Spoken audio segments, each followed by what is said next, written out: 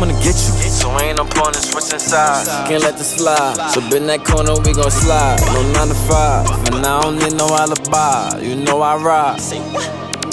Gas up in that track car, that's a death wish. I got road rage, been burning rubber, so reckless. My mind gone, I'm probably gon' see a specialist. I got road rage, been burning rubber, so reckless. I'ma crash out. I got road rage, I've been burning rubber, so reckless. I'ma crash out. I got road rage, I've been burning rubber, so reckless. I'ma crash out. I got road rage, I've been burning rubber, so reckless. I'ma crash out. Got 100K on my wrist and my necklace.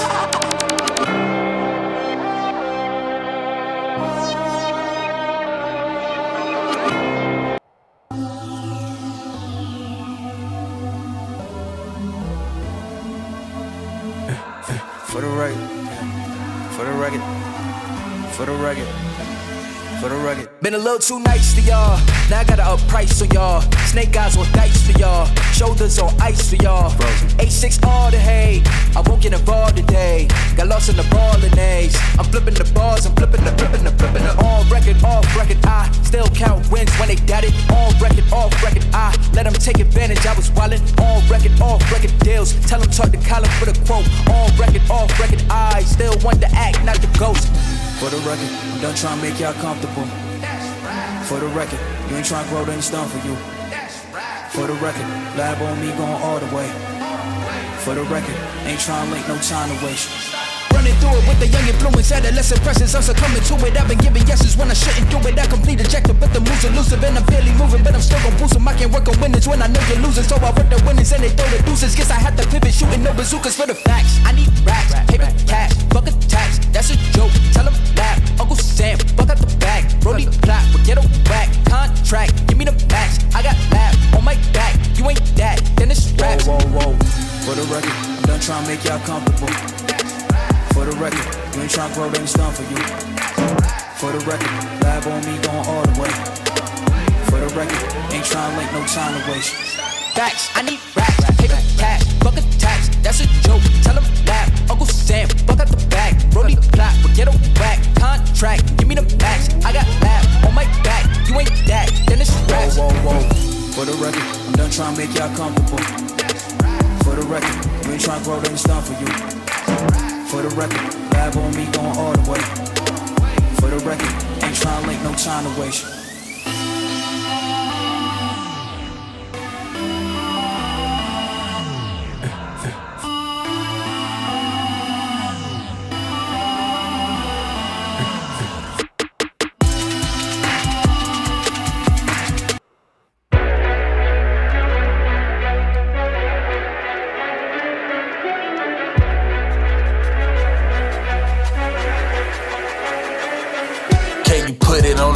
When the stakes high, when you let up on the grind when the stakes high, do you still put in the time when the stakes high? When the stakes high, when the stakes high, or do you break, huh? Nah, never that. At it every moment I live it so I can tell them that. Now I'm at the business's acres where I can settle that. I don't use my credit for them but the up the Equifax. I do never tell them facts, I do never give them game. You gon' need a hazard hat, dropping bombs, curry range. Money when the surge change, double on my current name. Minute when I said it, no condition on it, perfect change. That's for the collectors. My work could connect us up your stair work is some levels. Me and my son rebels, we don't take nothing they sell us. Deep down in the cellar, underground till they respect us, and they gotta respect us. Respect it.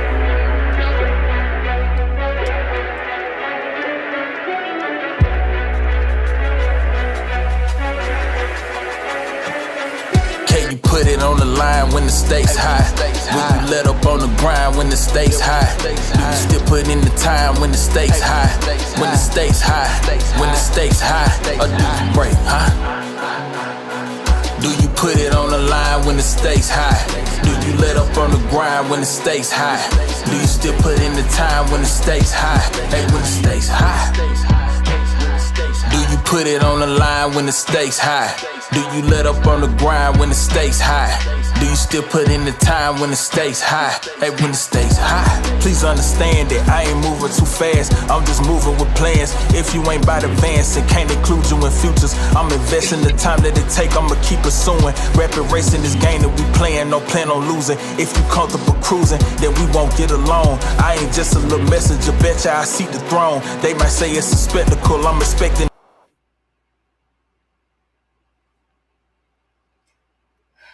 Okay, y'all know how this goes. I ain't got no money. This is secondhand. I don't get paid for this, so don't come for me. All right? All my opinions. You got a problem with my opinion? Well, I don't know what to tell you. I can't say that online. But anyways, let's begin. Let's get it. Green light, let's get it. Green light, let's get it. Green light, let's get it. I'm the future, I'm in it. Check score, I'm winning. Green light, let's get it. I just win. I'm on 10. Hey, what's up? How y'all doing? Let me go ahead and say it. Hello, motherfucker. Hi. And Hello. as always, I hope y'all are doing all right. Me personally, I'm just going through it. Anyways, we're gonna go ahead and start with the tea. So give me just a moment, and we'll be right back. Let's see here now. Oof. I didn't got me. Okay, so apparently Omarion and Solange, the throwback nobody asked for. I didn't even know they dated. Shit, when did that happen? Are they even the same age? Shit. I never pay attention to these people half the time. Okay, y'all, let's talk about Omarion. Yes, Mr. Icebox, where my heart used to be. Apparently, he's out here revealing that he used to date Solange Knowles. Yeah, Beyonce's little sister. The way he dropped that casually, you'd think it was breaking world news. I didn't even know, honestly. I didn't care, but I didn't know either. Anyways, but nah, this was just a quick trip down almost famous memory lane. So Omarion hops on Marco. One moment. I had to turn my air purifier down. Hops on Funny Marco's podcast with B2K. Shout out to the early 2000s chaos. This is why I think I checked out during that time. Anyways, and admits he and Solange were boyfriend and girlfriend for a little short period. Man, that sounds so stupid. That just sounds really infantile. We were boyfriend and girlfriend. And for a short period, are you sure y'all weren't just talking? There's a difference between talking and dating. Anyways, still, that's called a fling. Exactly. And he said she gave him rocks, probably crystals, because Solange has always been the artsy, deep vibes and sage stick type. Honestly, I didn't realize she was. Well, how the hell is it that I still keep this phone somewhere when I try to bury it somewhere? Anyways, no, I really just figure I can't forget Solange in the elevator. I'm sorry, I can't get over that one.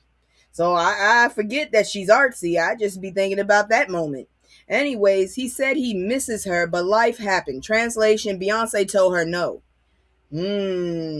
Now, Solange actually confirmed this back in 2015 when she posted a throwback photo with Omarion.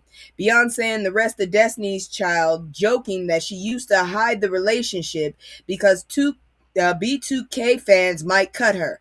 Were y'all really all up on them boys like that? I kind of already knew they kind of sounded like they were going to be has-beens off the bat. I didn't think a lot was going to come out of it. I really thought Omarion was going to do a little bit more, but yeah, we saw how that happened. Anyways, and honestly, she wasn't wrong. Early 2000 fangirls were dangerous. See, I that's why I stayed the hell away from that shit. And here's the kicker. Fans had already clocked it years ago when she popped up as the video girl. She was, man, I was not paying attention. I was too busy trying to figure out how he was sliding and slipping. And wasn't it raining in that movie? I mean, in that video? I don't even remember shit. Anyways, in Omarion's icebox. I got your ass this time. I heard you ding, but you weren't that loud. I buried it under my sheets. Anyways, so maybe love was frozen right there.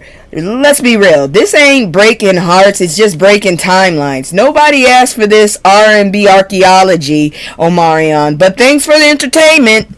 Moving on, because I honestly was not aware that was what was going down. I didn't know they dated. I didn't really care that they dated. Shit.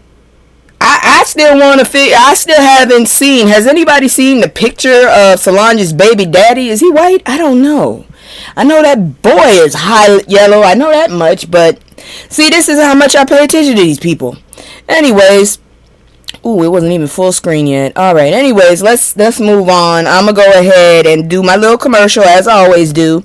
If you have any comments, suggestions, or anything, please go ahead and say something in the comments. I will respond.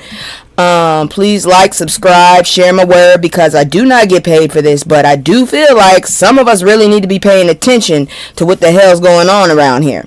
Anyways, learn with me, why don't you? Anyways, here go my commercial. It's just me and the fam. It's just me and the fam. It's just me and the fam. It's just me and the. It's just me and the fam. Yeah, yeah. It's just me and the fam. See my little Tay-Tay, that's my hype girl, that's my mascot. Little ones go for hours and some hours till we pass out. Stay inside the house, turned up with them racks out. Stay inside the house, turn. Now, could someone explain how the hell this is possible? Georgia deputies walk free after tasing a black man 15 damn times. How the hell do you get away with that? He died. The hell? Oh, okay, now here we go again. America's favorite broken record. 3 white Georgia deputies got acquitted after tasing a 58-year-old man, Uri Lee Martin, to death. Can you tell me why 15 times? 15. For asking for water after walking 30 miles. Now let that sink in. You some devilish people. Y'all gonna go to hell.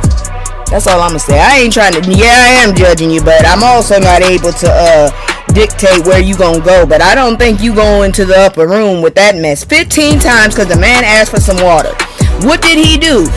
Insult your mama when he did it? I don't get that shit. Anyways, Martin, who had schizophrenia, stopped to ask for water. Somebody called 911. That person need their ass whooped just for doing that. What was the point of that, please? Because apparently asking for hydration while black is suspicious now. Deputies showed up and got mad. He didn't respond and unloaded their tasers like they were playing Call of Duty. I hope you have nightmares for the rest of your life, you dirty bastards.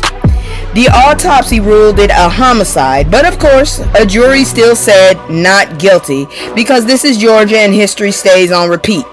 I'm telling you right now that we know what the fuck is going on in this world, maybe we should go ahead and just segregate properly. You know, the goddamn white folks are doing the damn return to the land, which is obviously an oxymoron because you can't return to shit that you never came from, okay? Your ass need to go back to England if you're doing that. But I just don't understand the whole concept of it, okay? If we gonna return to the land, how about you just say we want to be by ourselves? How about that? Why don't you just call it we want to be by ourselves? And I mean, okay, I'm gonna do a TED Talk in a moment because I don't understand it, but this is ridiculous to me. I mean, 15 fucking times and they're not guilty. He died for asking for a cup of water. What the hell? They left that man cuffed on the ground with no medical help until first responders came. Fired? Yeah. Charged? Sure. Convicted? Nah. The thin blue line stays strong when it's time to protect the wrong ones. His family's heartbroken and their lawyers taking it federal because when local justice fails, I hope you get the right federal judge because shit been going cuckoo in this world. But anyways, when local justice fails, black families gotta appeal to humanity itself every single time. You want law and order? Cool. Start with ordering justice because 15 taser shots for littering ain't law. That's murder under the American sun. The hell you doing sitting up there shocking the shit out of somebody 15 times? The man just asked for some water. The fuck? He walked 30 miles. If anything, I would be asking him to sit his ass down so we could check his feet. Damn. I've walked miles before, but not 30, so I can only imagine his feet were hurting, and he had schizophrenia. So, this is disgusting on all levels. That's all I'm saying. Disgusting. Okay? There it is. 15 times. For asking for water.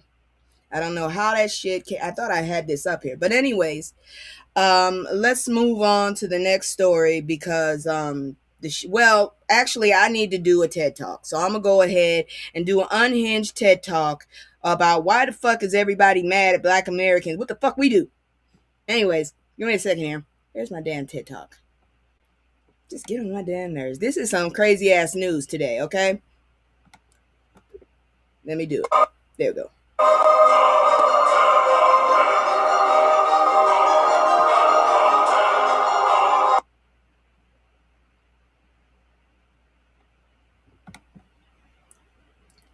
All right, I don't know what happened. I think it just gave up on me. But this is now a unhinged TED Talk. And girl, you better be, because I'm still pissed off on it. Anyways, so what the fuck is wrong with all y'all? Y'all got issues with us FBAs, us black folks that been here since been here? Motherfucker, I just asked ChatGPT. They went down my motherfucking shit. I am Afro Indigenous Cape Verdean, okay? I'm all that bullshit, all right? So that means some of my motherfuckers was already here. And let's not forget, I told y'all before that Africans actually came to this continent before. I'm not saying that they were the indigenous people. They have come here before. I'm just saying people had boats. Somebody, hey, there's actual, documentation and historical evidence that there was a black samurai in goddamn Japan. Don't listen to Nicki Minaj's songs. That'll fuck you up with geography. I'm just telling you right now. Anyways, what the fuck is wrong with y'all? Why y'all got problems with us? Even Africans got problems with us. What the fuck? We don't fuck with y'all. My mama didn't teach me that I was better than y'all. If anything, she told me to have my head on the swivel because y'all motherfuckers thought y'all were better than us. Okay? So, yeah, I'm already trying to work this 3 times, being a black female and intelligent. I already am working 3 times as hard in survival mode at 6, bitch. I ain't got time to be worried about no other goddamn people and whatever the hell these tethers are. I don't know what the fuck a tether is, but no, you don't get reparations. Nobody whose parents never had to pick any cotton or get their ass whooped in this country deserves reparation. Okay? You can kiss my ass. I'm sorry, I love all of y'all, but as for reparations, look, my mama actually still picked cotton, okay? I ain't touched the cotton plant, don't plan to, but she did. That's how fucking close it was, all right? And shit, my grandma on the other side picked cranberries, and her ass was whole Cape Verdean. She don't deserve reparations either, though, because she didn't get beat to do it, all right? So it's not like I'm sitting up here saying, even some people in my family, hell no, they don't deserve it. Their asses wasn't here for that shit. But I digress. Why the fuck does everyone have an issue with black people in America that have to deal with the bullshit? You sit up there and you take credit for every fucking thing we do. You just sit up there and treat us like we just dirt on the ground, even though the motherfuckers y'all trying to chase ain't worth a damn. They've been finding African tribes' roots on every continent forever. And when will these people get a clue? That's exactly what I'm trying to say. They're trying to, they get on my nerves. All I'm saying is black Americans, foundational motherfuckers, people with parents, man, even people whose parents weren't slaves but had to deal with the bullshit these motherfuckers doing to us every day, okay? Leave us alone. All right? Just leave us the fuck alone. We ain't trying to scam nobody. We ain't trying to unalive y'all. That's them damn ninjas, first of all. And they probably wouldn't do it either if they had better education or better chances. Y'all get on my motherfucking nerves. You really do. Then you start saying, I'm not black. I'm Somali. I'm this. Look, someone said this stupid shit earlier this week, and I wanted to correct it. He was trying to say the right thing, but I still wanted to correct the shit. He said that black was the absence of color. No. Black is the absence of light. Okay, that's when you get every fucking color in the world and you jump it together. Guess what color you get? You get black, bitch. White is actually the absence of color. Okay? Jackasses. All right. My unhinged TED Talk, y'all. Leave us the fuck alone. Black folks just want to do our shit, mind our own damn business. If you black, I don't give a damn if you FB or just black. Or if you FBA or just B. Motherfucker. You go through the same bullshit we do. They look at you like you ain't worth a damn just like us. Leave us the fuck alone, though. My whole thing is don't drag us into this bullshit. We got your back until you turn around and show us who you really are. And we do not forget. Okay? So cousins, aunties, grandmas, whoever the hell is sitting up here with the bullshit, y'all better get off our backs. We getting tired of this bullshit. And this time we know what to do if we actually segregate and make our own fucking place. Because I'm going to tell you right now, this return to the land bullshit is ridiculous. What you should have did when you did that mess, hey Terry, what you should have did when you did that mess, what you should have brought with you a goddamn doctor, some teachers, someone who actually knows about law. You need all of that before you make your own damn area. And for us, if we ever do decide to make our own community once again, an all-black community, this time we need to have a militia, okay? I'm just gonna put it down, because every fucking time we don't, and we trying to live our life, some jackass comes with a match and some gasoline or something and burn the shit down with us in it. So, excuse me, I had to get that off my chest. That was this week's Unhinged TED Talk. Thank you for attending. So, nobody was gonna tell me they couldn't hear me. Did y'all hear me? Did y'all hear me? Please tell me y'all heard me. Please, Joker, don't tell me you just sat up there and didn't even hear me going off. Tell me this thing was on. I'm waiting for y'all to tell me this was on, because I don't want to sit up there and do all that again. I had to get that off my back. Please tell me that y'all heard me. Please. Whoa, thank God. Thank you. I was about to be so mad. I went off and then come to find out I didn't record that. I was going to be pissed. Anyways, thank you for attending.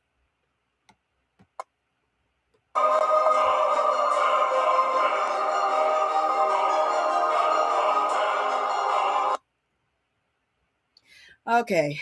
Yeah, I had to rant about something because I keep seeing all this stupid shit online. I don't have a TV, so everything that I'm watching is happening right then or in the last few weeks. And the shit be killing me. Like the crazy ass heifers that kidnapped the black woman. Because they wanted 50 more damn dollars. Exactly. They jealous of our resilience. Here we got return to the land. Motherfucker, how you gonna return to something you never came from?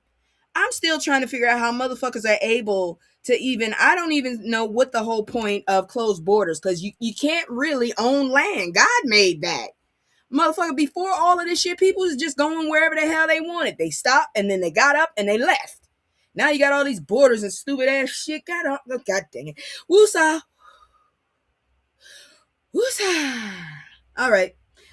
Let's continue, because yeah, y'all already missed the commercial. The first story was just ridiculous. Y'all catch that later. I'll push out a segment. Let's talk about this one, because this gonna irritate me too. Thank God I still got medication. Here we go. Emotional content. Stockton birthday massacre. A father's worst nightmare. So a dad is reeling after teen son was unalive during a birthday party mass pew pew. What the fuck is wrong with y'all? Can people at least have a birthday party without someone deciding they want to be the damn... Ugh. You know what would be so cool? If people just had like little things inside of them, like a little switch or something. If you take someone's life and you meant to do that shit, you terminate yourself too. So that's 2 lives, unfortunately. But you get your instant comeuppance. Now, if it was an accident and you wasn't trying to do it, yeah, you still alive. But it would be so cool. I'm sorry. Maybe that's gross of me to say, but fuck it. I'm tired of people doing this bullshit. So a father in Stockton, California is living every parent's nightmare. His 14-year-old son, Omarion, was force multiplied down at a birthday party. Patrick Peterson tried to save him. He jumped over a counter doing CPR as bullets flew. 4 people were unalived, 3 of them kids. 11 more injured, all because somebody thought a children's party was the place to air out a problem. Man, please. I'm still reeling over the whole concept of there would be fucking free fucking healthcare if not for these stupid ass people that are so damn prejudiced and really were dumb as hell, who thought, hey, why don't we just go ahead and let them die out? All right. Yeah, okay. Did you see where we came from? Because some of those places, yeah, they were underdeveloped. They're getting developed now. What makes you think we couldn't do it again? That's what I'm saying. I just don't get this shit. So here we go. The police still no arrest. Apparently multiple gunmen showed up, and yet nobody knows nothing. Classic. Peterson's daughter got hit too. His whole family shattered in one night. You can hear the pain when he talks about Amari, a sweet, athletic, loving kid who told his dad, "I love you," every day. He did more than I did. That's the kind of black love that deserves protection, not headlines about trauma. That man must be hurting so bad. That was his prodigy. That was his legacy there. And then the boy sounded like he had a good disposition. God dang. This story ain't about gangs or community violence. It's about a country that treats force multiplier reform like a bad joke while kids are dying in the crossfire. I haven't figured that one out either. How the hell is it okay for y'all to have all these people losing their lives, but you just don't want to let go of these fucking things? Seriously, I just don't think we should have guns. I was in the military. I don't think any of us should have fucking guns in this country. Fuck you. Because look what the hell happens every time. Someone goes out and does something stupid. We should not have them. Fuck. Anyways,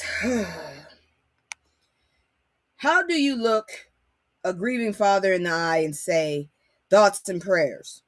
Nah, we're past that.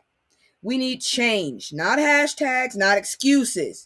We need change. We need those fucking guns off the street. The only reason you got guns guns in the hood is because we got to protect ourselves, not only from each other but from y'all motherfuckers. Why y'all got them? So you can go out in the woods and pew animals or humans.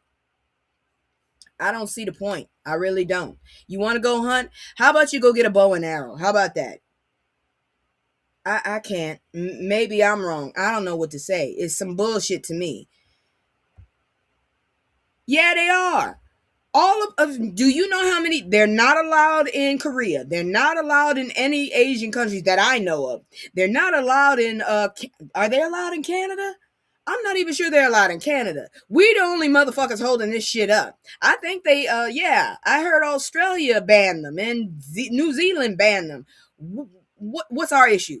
We got some fat ass, long beard dumbasses that for some reason feel they're on top of everybody, wanting to keep their guns. Man, if y'all don't go somewhere, I get tired of y'all so bad. I have black fatigue. I have the real black fatigue. Because I'm tired of being a black person in this country dealing with all y'all bullshit. But if you want to say it like everybody's saying it wrong, then I got white fatigue. How about that? I'm part white. I hate to say that. 30%, but it's there. Yeah. Anyways, this dude here, I don't know what to say. So we just look, we got a lot of news. I'm gonna tell you off the back. We going for a long haul because for some reason I don't see y'all until Saturday. Not much shit seemed to go down, but shit always seemed to go down between the two days I see you from Sunday. How that work? All right, let's check this one out because this I don't get it at all. I really don't. Where's my guy now? You shouldn't have been talking shit. Former Wisconsin Lieutenant Governor Mandela Barnes launches bid for governor. I want to know why you're former. That's why I'm scared. I didn't put this in good news or anything because I want to know why you're former. Just cause you skin folk don't mean you kin folk. I don't trust nobody that's a former and trying to get the job back. So former Wisconsin Lieutenant Governor Mandela Barnes just announced he's running for governor. And listen, the man's on a mission. His campaign is all about affordability, fairness, and calling out the billionaire tax break circus. That's leaving regular folks broke, and that is great. But I'm still worried about the former, because you are a black man. They're going to come for you for whatever reason you are no longer the lieutenant and wasn't, going for it. Did you quit so you could be the governor? I don't know. That's what I want to know.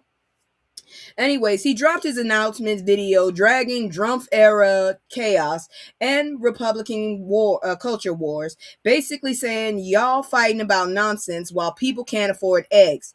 Well, he got a point. He has a point. Now, the Democratic field is packed tighter than a Waffle House on payday. I miss Waffle House. Ain't no Waffle Houses up here. 6 other Democrats are in it, from Milwaukee's David Crowley to Sarah Rodriguez and Francesca Hung.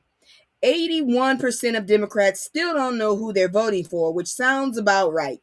Democrats stay undecided until the day after the primary. Meanwhile, Republicans got Representative Tom Tiffany. He has 2 first names and one's a female. That's weird. And if your last name is Tiffany, that's weird. Schumann. I'm just trying to make sense. What language is this? Anyways, fighting for Trump's ghost endorsement, because apparently being Trump approved is still the golden ticket for folks who think compassion is communism. Y'all gonna get your asses whooped. You get approved by Trump and see what the fuck happens. Bottom line, Mandela Barnes is the people's candidate. Down to earth, relatable, not allergic to common sense. Wisconsin, do the right thing. Give the man a chance to fix the mess. I just want to know why he's former, because that's going to come back and bite him in the ass if it's bad. That's all I'm saying. You got to be, as a black person, doing anything where motherfuckers can see you. You got to be able to cover every goddamn possibility and contingency, because these motherfuckers are ready for you the minute you open your eyes. It feels like it. Somebody's gonna try and get me and sue me. I ain't got no money. Don't come for me. But I will testify here.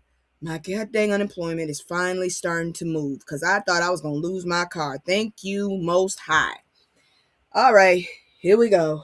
More goof beats. Ooh. Yeah, that's how I feel all the time. Where's my sound effect? I'm so glad I got my damn thing back, my soundboard. I'm so happy. Yeah.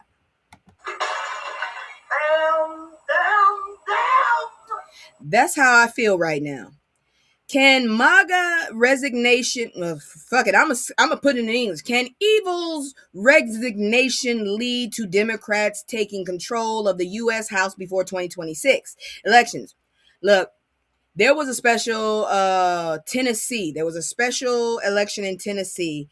I feel in my heart of hearts that Republican won, because nobody is talking about it today. It was last night. I think she lost. Not by a huge margin, but I think she lost because nobody's talking about it. I'm not saying she did, but I'm just saying.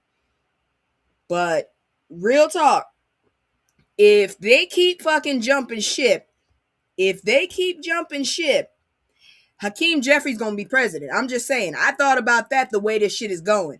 That motherfucker, I keep seeing shit about Trump and teenager lawsuits. I keep seeing it on YouTube. And if they get rid of him, yeah, see, I told you the Republicans in Tennessee did win. I told you, nobody talking about it. So I had a feeling that they had won. So, but what I'll tell you one thing is,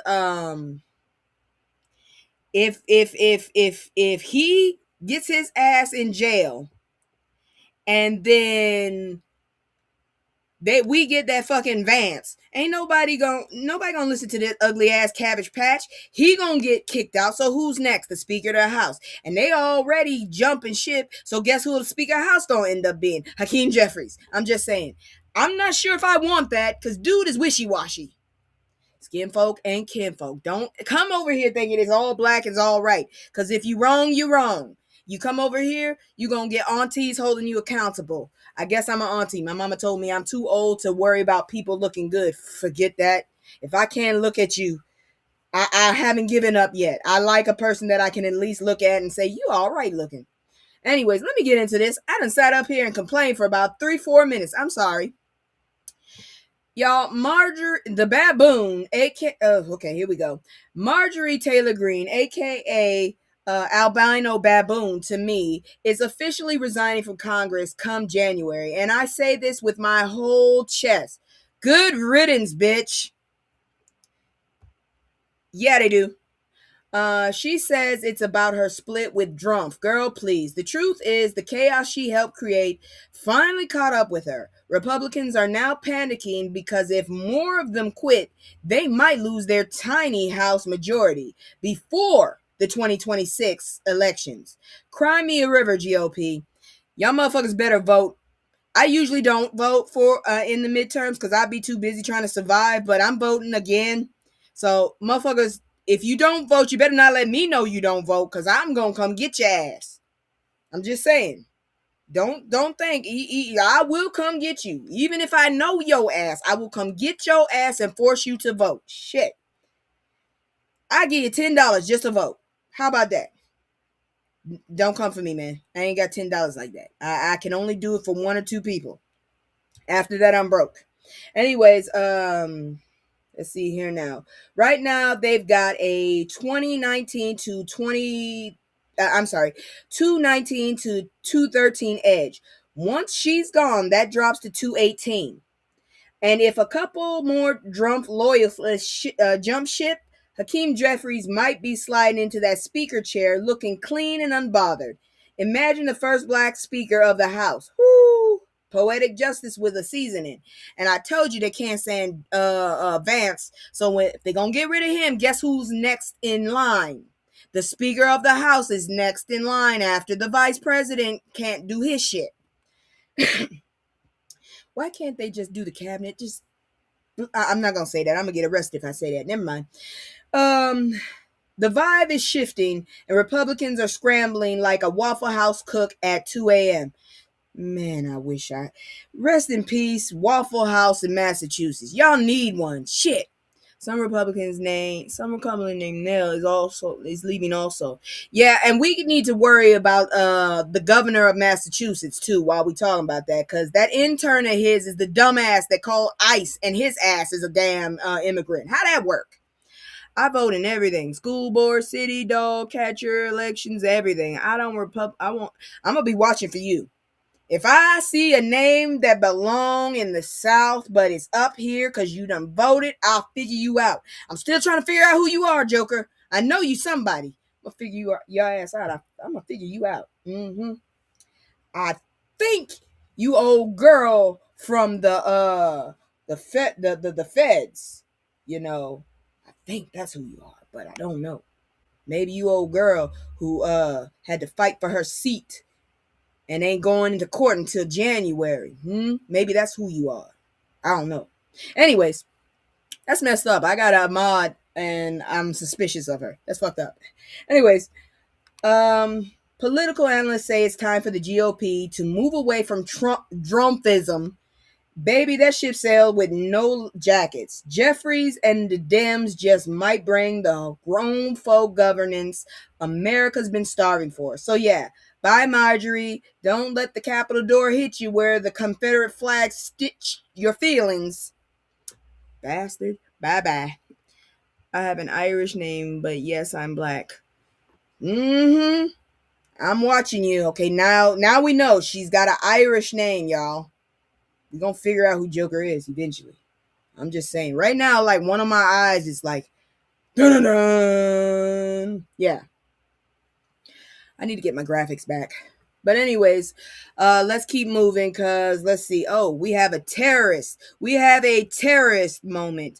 We have a black terrorist, and you know who it is. So let me go ahead and get my terrorist one up here. Where is it? Terrorist. We have someone terrorizing black folks. You know, it's kind of fucked up. Black folk terrorist. There you go. You can't say it's a black terrorist because then they'll get stupid. But yeah, this is this it? I gotta change these things. Where's my terrorist thing? I know I have it. Oh, there it is. Here we go. You're gonna see in a minute.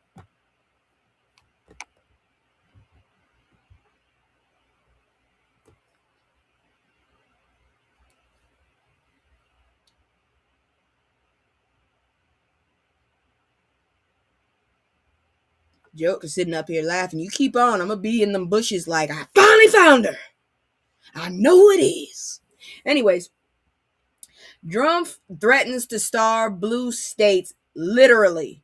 And this dirty ass bitch here, Oh, she got a shit-eating grin. It just made me want to smack the hell out of her. She looked like she made me want to slap her with a dirty diaper, open. That's how I feel about this chick. She just got that ugly ass look on her face. I don't like it. So y'all's favorite orange overlord, Donald J. Trump, is back at it again. This time threatening to cut off food assistance to 21 Democratic-led states. States. Yes, you heard me right. The man who once suggested bleach as a health plan now wants to take groceries from poor families again. Again, y'all. The Trump administration told these states either hand over your SNAP recipients' immigrants' data or we cut the funding. Let's talk about this. I had to recertify, y'all. I'm gonna get $24. What the fuck is that? That is ridiculous. I hope I get a job soon because I don't even want to be on food stamps. But come on now, for $24, what's that gonna do for me? Anyways, this is so inhumane. Getting his laughs at starving people. Exactly. Shit. I went and applied. I went to the unemployment thing and they had a job offer and I went and applied to that shit. I don't mind. I'll drive out there. I need a job. I hope he does that so blue states can stop paying red taxes. Yeah, we just need to like fucking separate, I guess. We need a divorce from these crazy fucking MAGA motherfuckers. That's what we need. So the Trump administration told these states either hand over your SNAP recipients' immigration data or we cut the funding. That's 42 million people who rely on SNAP. And this man is basically saying no data, no dinner. Meanwhile, the 29 Republican-led states already bent the knee and sent the info in. If you're in a red state, they got your info. I'm just letting you know. A federal judge in San Francisco had to step in and issue an injunction like, sit your xenophobic ass down, blocking the plan for now. The judge gave the Agriculture Department until December 15th to appeal, but we all know this is just another on the lib stunt wrapped in a fraud-fighting excuse. Democrats from New York, New York's Kathy Hochul, to Minnesota's Keith Ellison are calling this what it is: political blackmail. Trump and his administration wants America all clear people, removing immigration. You can have it, motherfucker, and see where that leaves you. Yeah, this is going to be the stalest, stankiest. You know this motherfucker said that Somalia stinks. Has he ever been to Somalia? I've been to Tampa, and it smells funky as hell, okay? It just smells like old folks. And I'm not talking just regular old folks. I mean an old person that hoards newspaper funk. That's what it smells outside, okay? So how the hell you gonna tell me Somalia stinks? I have some opinions on that one. You jackass, ugly ass. He look like he stink. So can you tell I don't like him? Anyways, so y'all's favorite orange overlord. Like, let me see here now. Yeah. Democrats from, I already said, Trump wouldn't be spending millions on legal fees trying to dodge indictments. It's always the poorest, blackest, and most vulnerable folks who pay the price for these ego wars. So yeah, they do the MAGA shit for who? Because it clearly ain't the hungry. Who are they making America great again? Because when the hell were they great? That's what I really want to know. When were they great? Moving on, because, you knew I was going to get on this one. Trump calls Somalia garbage because racism is his love language. I don't want no love from your ass. I don't want nothing from you, really. I just really want you to go to the lower room. That's what I want. I want you to go to the lower room. That's the only way I can get that out of me. Little does Trump know, Africa was ruled by Nubian kings and queens. Yeah, but the whole problem is right now, we had queens and kings. Now we got scammers. We need them motherfuckers over there to get the shit straight. That one dude seemed to be getting his shit straight. That one further in south in Africa. But the rest of them motherfuckers need to stop fucking selling their shit and their people and get the shit straight. Get on my damn nerves. Give me a second. I need to take a drink. Ooh, Lord. All right, so I couldn't believe Somalians actually voted for Trump. Man, y'all don't know. Y'all done sat up there and let your asses get we can't save you. In the latest episode of Old Man Yells Racist Things, Donald Trump decided to insult Somali immigrants again. During a cabinet meeting, he said they should go back to Somalia because it's no good for a reason. The man has zero self-awareness. Like, sir, you're from Queens, not the kingdom of heaven. I just don't get it. Yeah, him. He doing good. We need more of him. Recently, I heard he was somebody, some Middle Eastern woman, princess or some shit, proposed to him, even though he already married. Man said, nah, I love my African queen. So I'm like, all right. I don't know if that's true or not, but y'all need to stop. Stop pimping your kids to get into Africa. Africa would be good if motherfuckers stopped scamming each other and actually paid attention to what's going on. Because if y'all stop sitting up there, the leaders, I'm not talking about the people, the leaders who are sitting up here making these crazy ass decisions, you let all these other countries just fucking grape your country, your continent. It always amazes me that these people cry about wanting an all-clear society, but when they had that, they brought people from everywhere over there. Just a thought. Exactly! Man, the only thing was you had to worry about was one or two black folks just sailing over, because we got boats too, and the native and indigenous people here. That's the only motherfuckers you had to deal with. But then you couldn't do shit right. So you went and got the people who you saw on the boat, and you went back where they came from, and you got a whole bunch of people from there. Then all of a sudden you didn't know what the hell you was doing with your train. So you went into China and you grabbed them motherfuckers and you brought them over there. Then you wanted oil. So then you went over there and you grabbed some people and you brought them over there. I don't know what y'all motherfuckers. Like my homeboy said, it sounds like a virus. Every fucking thing it touches, it just absorbs and eats and eats and eats and eats. But anyways, I can't believe these motherfuckers. So during a cabinet meeting, I said that. He basically said he doesn't want them in the U.S., period. The timing suspect too. Right as ICE was planning an enforcement operation in Minnesota, which just so happens to have one of the largest Somali communities in the country. So yeah, this wasn't just talk, it was a dog whistle with subwoofer bass. Somalia's prime minister told everyone to ignore him, which honestly is the most mature response. Meanwhile, Trump supporters are out here clapping like he solved the world hunger. Not all Somalians actually did the shit that they're saying. So apparently some shit went down in Wisconsin during the panorama. And folks was like, money ain't going where it's supposed to be.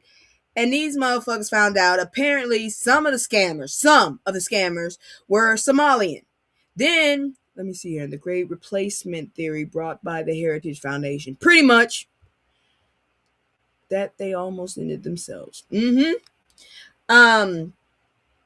What was I talking about?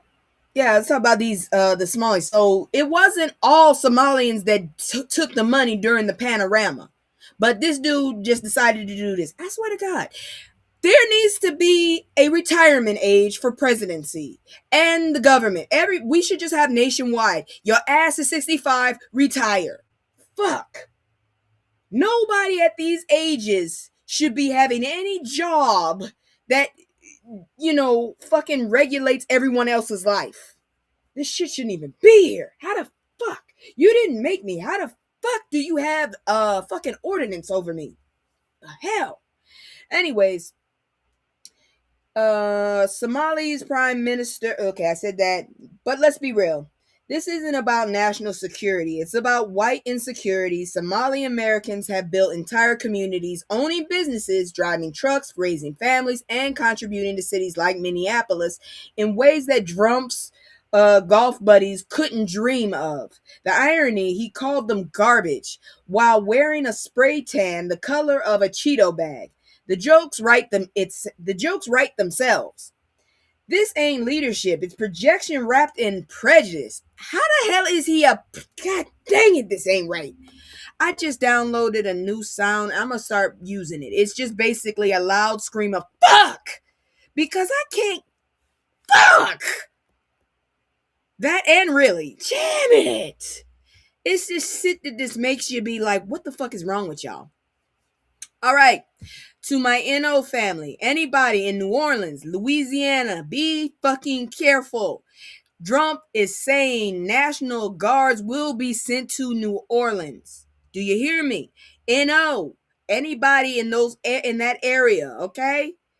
I'm telling y'all asses. Let me get my phone so I can call out the zip codes who need to be careful. Where the hell did I bury my phone this time? Okay, there it is. I found it. Watch it be loud as fuck. But yeah, I need to make sure. Let me go pull up the goddamn because they always calling my ass. I know. Shut the fuck up. I knew it. I knew this would happen. Anyways, let's see here now. Let's see. I need 225. Be careful. I need 337. Be careful. 318. Be careful. Let's see what other area codes we got here that are in Louisiana that need to be careful, because this is some fucked up shit. If they go down there, I don't know what the hell's gonna happen. 985, be careful. Let's see here now. What other Louisiana area codes? There's too many damn area codes around here now. This shit, it's ridiculous. See here, no, that's Massachusetts. 508 is Massachusetts. Let's see. Yeah, but seriously, I only see 225 right now. I think 504 is somewhere else. It's Baton Rouge. I forgot, because I know I had to go there a lot of times. You get sworn in Baton Rouge, that's for sure. And I found a coup de Brown. My mom be sitting up there, yeah, coup de Brown. I found a coup de Brown. I'm like, how the hell? I didn't know that was real. Okay. Yeah, that 225. What is New Orleans then? What y'all say? They okay, y'all ain't talking. New Orleans area code. What is your area code? There you go. Oh, 504. I was right. Okay, 504, 225, 318, 337. All y'all motherfuckers be careful. So apparently Donald Trump thinks Louisiana is his personal movie set, because he just announced he's deploying the National Guard to New Orleans to fight crime. Funny thing is, local officials said crime is actually down. But sure, send the troops. Nothing says public safety like militarizing a black city during the holidays. Governor Jeff Landry, a Trump cheerleader, is grinning like he just won the lottery, saying he expects the troops before Christmas. We should have kept Edwards.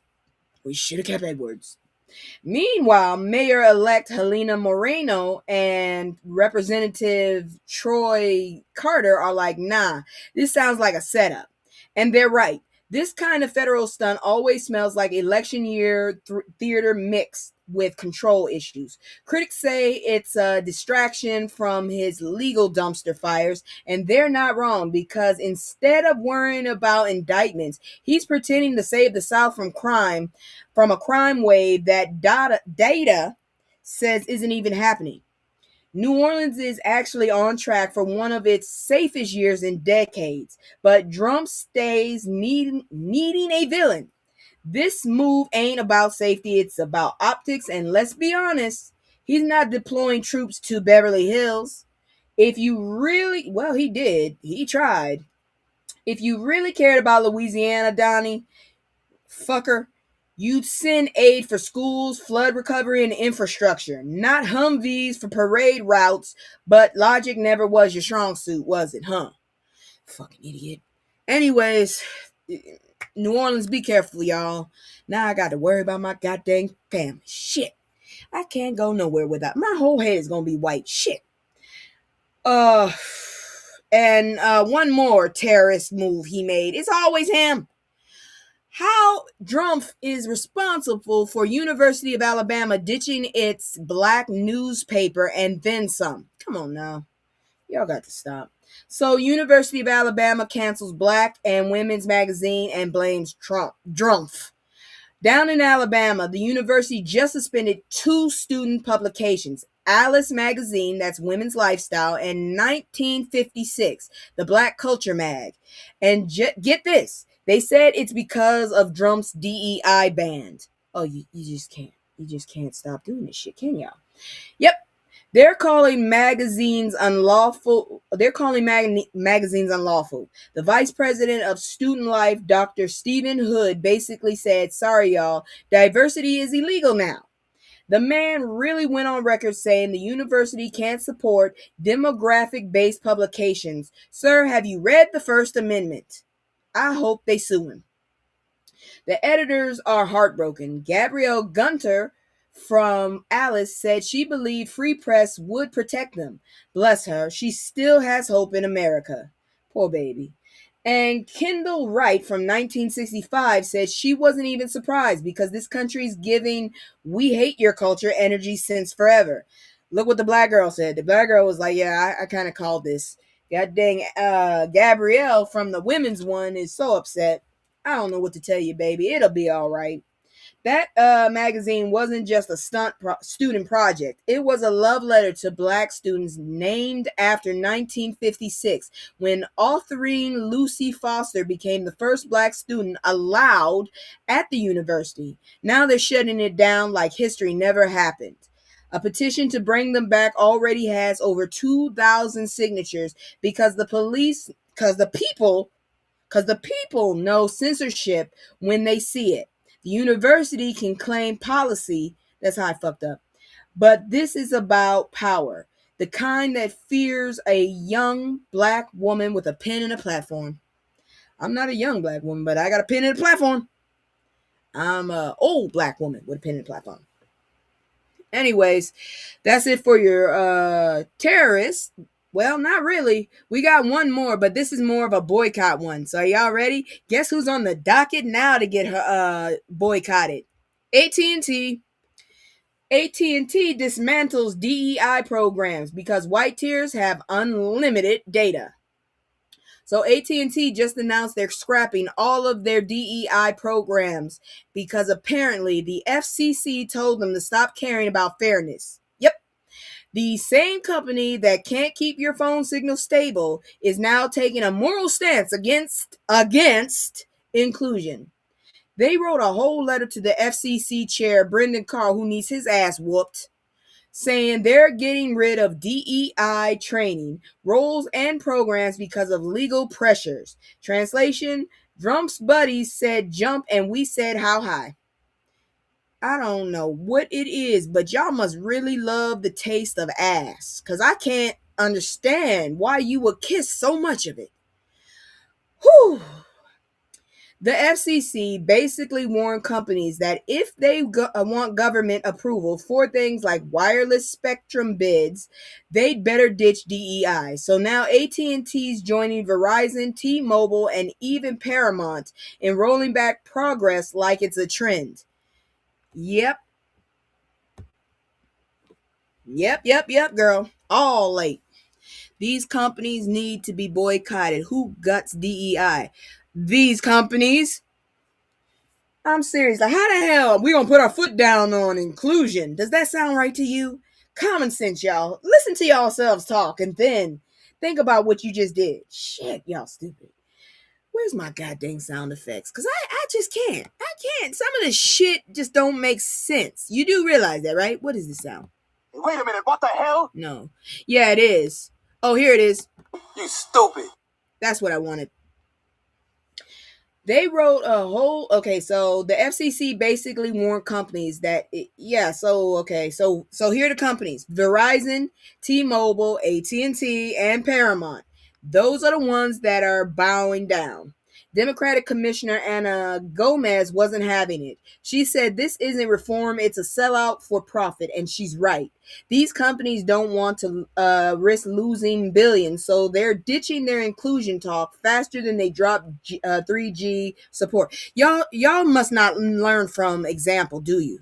You do not learn from example, so I guess you're just gonna have to get taught too. Okay, you go ahead, get your ass whooped. Watch what happens. AT&T, that's another banner. So, this is so stupid. But here's the funny part.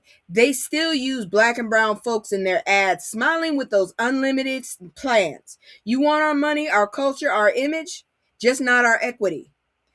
Make it make sense. So yeah, AT&T might have bars, but they have lost their backbone. Motherfuckers, we don't like y'all. We can ban y'all too. So I'll be the first one. I ain't even got AT&T in my house. I already side-eyed their asses. I don't like y'all. So you ain't doing shit to me, bitch. But I bet you one thing, you better hope you don't hire me if I'm a cybersecurity person. That's all I got to say. Moving on. Fucking asshole. All right, that's it for the terrorism. I'm going to bring this down, and we going to go ahead and do Terry's favorite thing. Playing stupid games and winning stupid prizes. So let me go ahead and switch into my leopard because I don't understand it. They must love to be like, they must be like masochists. They must really love when the feeling of a leopard chewing into their motherfucking face. They must really love that. Oh, no, I don't like that number. I got to move that. I got to move that number. Because that ain't going to work right there. That's too... All right. Yeah, we had to change that number because that was a 333. 3 numbers that I did not want to see. So anyways, what's up? Yes, I love this sibling. Girl, you... And it's time to have it. So let's go. I don't want the second, I want this. I'm all in my head, swear I'm a wreck. I've been moving like a hot.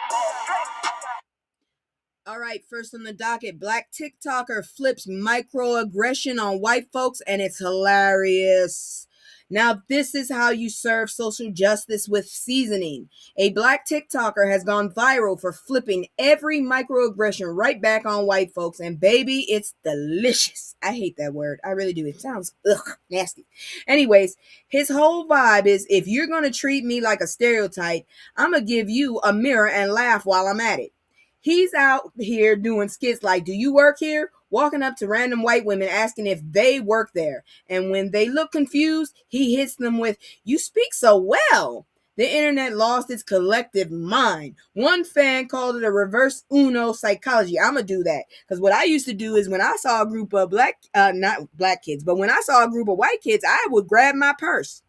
And I told people, I told people when I was younger, if I see a group of white teens, I'm crossing the street. Fuck that shit. Anyways, he's, let's see, what else did he do? Because I love to see it. Another said she passed the vibe check. Then there's the clutching his bag when white folks walk by bit. Pure performance art. He grabbed his purse tight like they might rob him. See, that's what I be doing. People were in the comments saying he didn't like that at all, and I love it. Tell him that tension. That's how we feel every day walking past y'all cars. And let's not forget the touching their hair moment. He walks into a store, touching an employee's hair, and then when they freak out, he says calmly, "Y'all do that to us." Chef's kiss. The comment section turned into a cookout applause. The car locking video, he clicks his... Man, I accidentally locked my car when a black dude passed, and he got mad at me, and I was like, I didn't even notice you were there. I locked it because it ain't in my car. It was my mama's car. Dude was like, I'm not going to do nothing. I'm like, dude, I didn't even pay attention to you. But I do it when I see them, yeah. He let's see here now. He clicks his alarm as white folks walk by and pretends to be terrified. 1 million views later, and the comments are full of my type of carrying on. This brother turned trauma into triumph, racism into satire, and microaggression into teachable moments. Because sometimes you gotta laugh to keep from lighting up the whole system. I swear to God, I'm gonna do that. As soon as I get in a conversation with one of these ignorant ass bastards, I can't wait. I'm gonna be sitting up there like, you speak so well. You are so articulate. Oh Lord, have mercy. I can't wait. I can't wait. I used to have a sound effect for that. I can't wait. I think it was from Old Dirty Bastard. Yeah. Anyways, moving on. Black Georgia Republican. Now, I had a picture, but it was the boy. I'm not going to show him. Black Georgia Republican Party leader resigns after video surfaces of alleged meeting with a 14-year-old boy. Y'all nasty. Look, y'all nasty as fuck. You ain't going to get... Whoo, Lord Jesus. I don't care if you're black. You're Republican and you're nasty and you're a grown-ass man. Okay? You got so many things wrong with you. So Georgia's GOP's young hope, Jaquan Stembridge, 19 years old, black Republican. Good grief. He's young too. God dang, you're an idiot. Just resigned as the president's assistant secretary after being accused of trying to meet up with a 14-year-old boy. Yeah, it's bad. You nasty, sir. You nasty. Once you hit 18, you should have just went ahead and waited till that motherfucker turned 18 before you try to hit on him, because that's gross. You nasty. Exactly. There's a video floating around of him getting confronted, and he tried to lie and say he was 17. Sir, that's how math or jail. That's not how math or jail works. Georgia GOP chair Josh McCoon. Oh, what a name.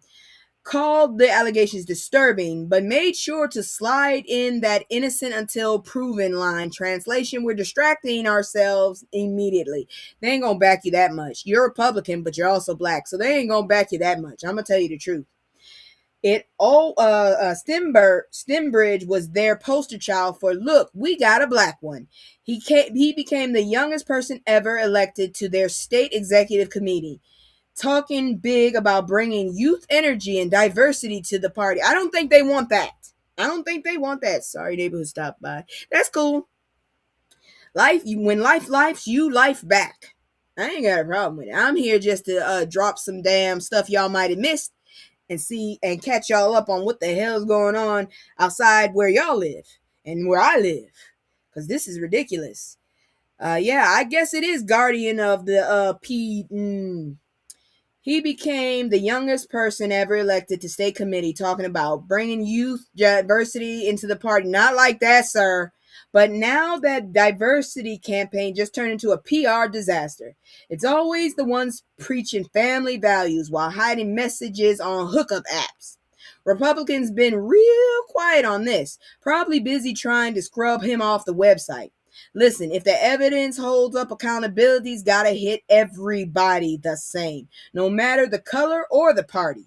But I will say this is exactly why you can't just throw a young black face into the GOP and call it progress.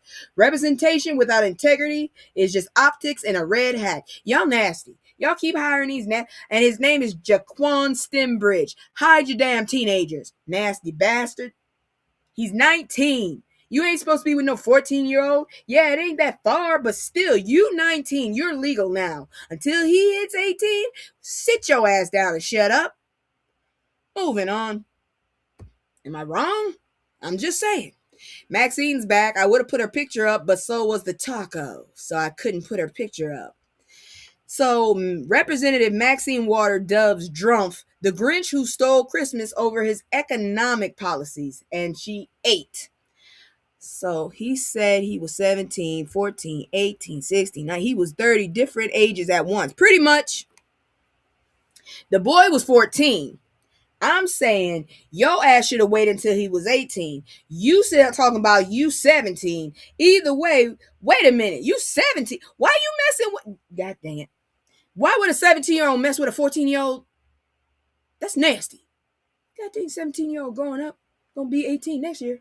Oh, the math is fucking with me. Oh, I don't want to think about it. Anyways, Auntie Maxine is back with the holiday read of the season, y'all. She called Donald Trump the Grinch who stole Christmas, and honestly, facts. She dragged him in a House Financial Service Committee hearing for tanking the economy while pretending he's Santa Claus. We ain't getting shit but coal, I guess.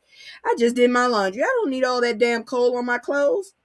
She said families can't afford Christmas dinner because of his dumb as hell trade wars and tariff tantrums. Prices up, jobs down, corporate greed doing cartwheels. Meanwhile, he's out here blaming immigrants instead of his own bad math. This man is a fucking idiot, and I can't wait to tell you what else is going to happen to him. So glad he got caught early and young. Yes! Gross freak. He better go find what's the dumbass Gabriel? Yeah, him. That dude. Go find him. Anyways, Maxine reminded everybody that his tariffs didn't make America great. They made groceries expensive.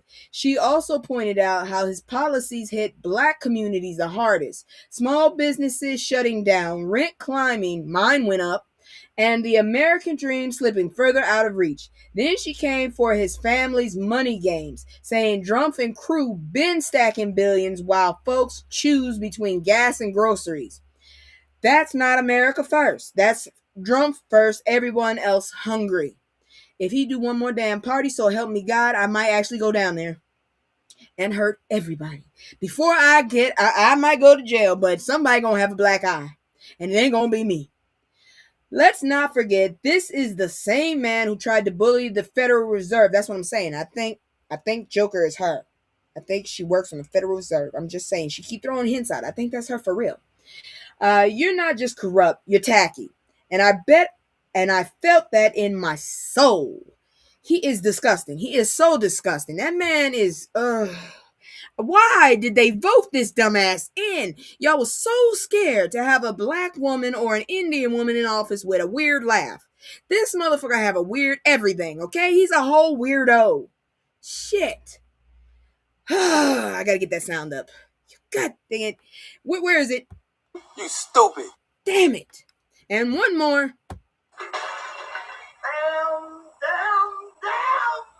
But let me make you smile a little, y'all. Costco is suing Trump administration and seeking a full refund from those tariffs. They might got some money, but these motherfuckers want theirs back. So Costco said, we tired of these Trump tariffs messing up the bulk savings. Remember, Costco for the people. They are still resisting. They still got DEI. They ain't letting it go. Just saying. And so does Lowe's. Anyways.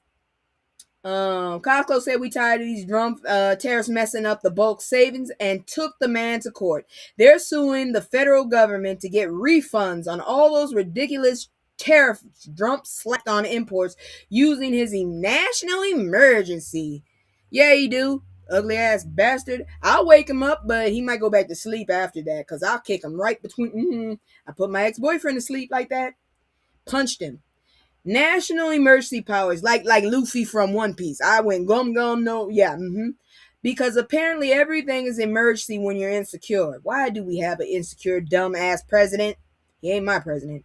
Costco lawyers said they want their money back because the tariffs were unlawfully collected, and if Costco's complaining, it's serious. They sell coffins, tires, and salmon fillet in one aisle. They are budget masters. This lawsuit is part of a bigger wave. A bunch of companies are suing too, saying, let's see here now. Where was I? Saying Trump misused the International Emergency Economic Powers Act. Will people stop looking into these damn books and just throwing shit at him, please? The Supreme Court stepping in to decide if he's overstepped or not. Spoiler, of course he did. If Costco wins, it'll open the floodgates for every business that got taxed out of existence during Trump's trade war cosplay.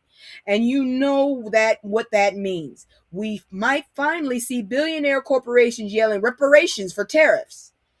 More of the story, even Costco knows you can't run a country like a reality TV episode of The Apprentice. Somebody had to say it.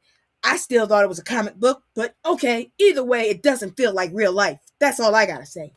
Moving on, here come a dumbass, and I hope he get a whole shoe foot up in his head. How the hell you gonna be Asian, gay, and racist? How does that work, dude? You already got some. You a minority your damn self, you ignorant bastard. So BD Wong says something racist, then apologizes like a discount Karen, bitch. Now this one hurts a little because I liked BD Wong and Law and Order SUV. I did. Mulan was cool. I never really liked Jurassic Park. No, I wasn't really a Jurassic Park fan. Yeah, it's good for Costco. Shit. And once they win, the rest are coming for his ass. Always stealing people's money. But anyways, this dumbass. But he went and threw it all away with one racist joke comparing a black man to an animal on social media. Which means you had time to think before you typed that, you dumbass motherfucker. So, animal educator Mike Holston posted a photo holding a creature, told followers to guess the animal, and BD thought it was cute to comment, "It appears to be a black man." Excuse me. We don't do Jim Crow comedy in 2025, sir. You need your ass whooped because that was in you. You wanted to say that shit. Now you apologize. Fuck you. If I see anything else on you watching on that you're in, I will get rid of it, you dirty bastard. I'm boycotting this dumbass. Don't sit up there being a goddamn every damn time. Some of y'all gay men need to stop that shit and stop attacking us. Shit. Black women, black people in general got enough shit to deal with without another minority fucking with us. Shit. Anyways, I feel bad for the gay black men. Oh. After getting dragged, and rightfully so, he tried to apologize, saying he takes you better damn well take full responsibility and understands the harm. What harm? You mother. Exactly. Apology not accepted, bitch. And I added the bitch. Where is it? Here you go. You ungrateful he bitch. Exactly. Saying he takes full responsibility on it, which is cool, but also you're 63 years old. How you just now learning racism ain't funny, dumbass? The black community ain't a punchline for bored actors on Twitter with Wi-Fi. It's especially sad because he's been a voice against Asian stereotyping and whitewashing in Hollywood. He knows how dehumanization feels, and still he decided to use it for a laugh. Now his career's got a smudge that even Olivia Benson can't clean up. Bitch! Ooh, Lord, you motherfucker. Final round. Fight! Motherfucker. You ain't... You stupid. Brother, I stand on that. Look, we believe in accountability and forgiveness, but that don't mean we forget. Because once you compare a black man to an animal, you reveal exactly what you think of our humanity. And ain't no apology pretty enough to make that look good. Motherfucker, my grandfather was a black man. Shit. Both of them were. Bastard. All right. Let's move on. We are actually done with that. We're done with that. So let me bring it down. Jackass is over, and I'm going to go ahead and switch outfits because now we're doing history. If you're not interested in history, you can go. Because right after it is a bunch of fucking celebrity news. These motherfuckers have been wilding out. But anyways, here we go. Where's my damn educator? One of these days, I'm gonna fix this thing up once and for all. I fix one thing and I forget the other. It's like a fucking what you call it? A balance. I'm never balanced. Something always falls. God dang it. Anyways, where's my education? Education. There we go. Yo, there's so many, there's so many, yo, there's so many, there's so many lies. Look in my eyes, they know I'm the truth. Knocking them down every time I step in the booth. We ain't got a lie, they know we the vibe, we living in proof. Young conscious, shoot my life a movie, I live in a spoof. Ain't no sticking around, I'm on the move, I'm checking the deuce. Yeah, it's only us two, so you know we copping that coupe. We on the roof, smoking dope, look at the view. Yeah, we used to chill on the stoop, now we out here breaking the news. It ain't shit. I will never forget that time I was sitting up there partaking in my medicine, and Terry was like, "We can hear you." I was so embarrassed. Anyways, I'm back. Here goes some history for y'all. The black woman who passed at Vassar before Vassar was ready for her. This woman right here, I would have said she was Hispanic. Kind of almost looks like one of my grandmas who was half white, and but her nose was bigger. Yeah, so I understand. Let's talk about Anita Florence Hemmings, a whole legend they do not teach you about in school. Vassar College back in the late 1800s was basically Hogwarts for the rich white women. Founded in 1861, it didn't officially welcome black students until 1940. But Anita, sis slipped through the front door in 1893. 1893, y'all. She was a black woman, descendant of enslaved people, but her skin was light enough for her to pass. So she applied right alongside over 100 white girls and got in. At Vassar, she studied Latin. I studied that. Greek, not me. French, I did that. The real I'm smarter than you think subjects. Her classmates called her an exotic beauty and tried to label her as native or just a brunette. A Boston paper even said her white blood was so strong she could pass anywhere as a white woman. That's fucked up, man. The racism was so thick they thought it was a compliment. It wasn't. Everything was smooth until graduation in 1897 when her white roommate got suspicious and told her daddy. He hired a private investigator because God forbid a black woman be that smart and that accomplished. They dug into her background and found out her family was black and had been living quietly, minding their business. Told you that's all we want to do. Her father told reporters she went to Vassar as a white girl and stayed there as such. As long as she behaved like a lady, she didn't know anybody in an announcement about her parents being mulatto, which is an insult. Basically means a goddamn mule. We're not mules. And honestly, period. That motherfucker didn't care. Stupid ass little girl. The little girl, she got her ass whooped. I hope she found out and whooped her ass in the dorm room.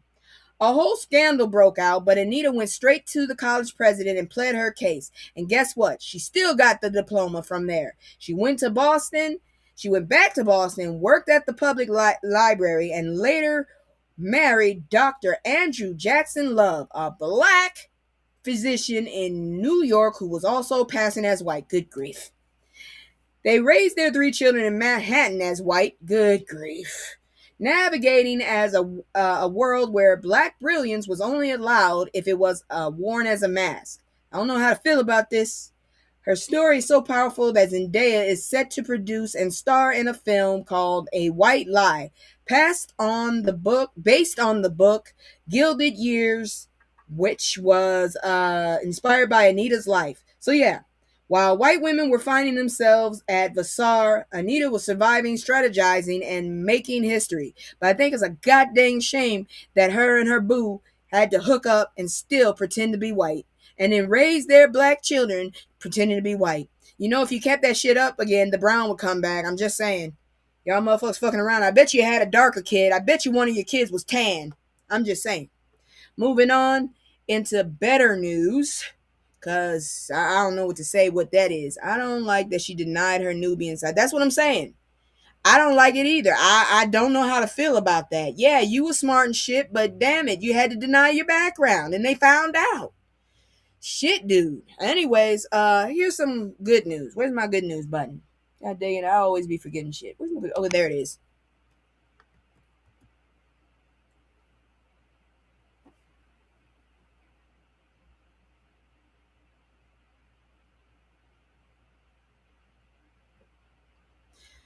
Oh shit, I forgot I don't wear a ring anymore. Oh my gosh, I didn't know the Root wasn't black before. God dang it.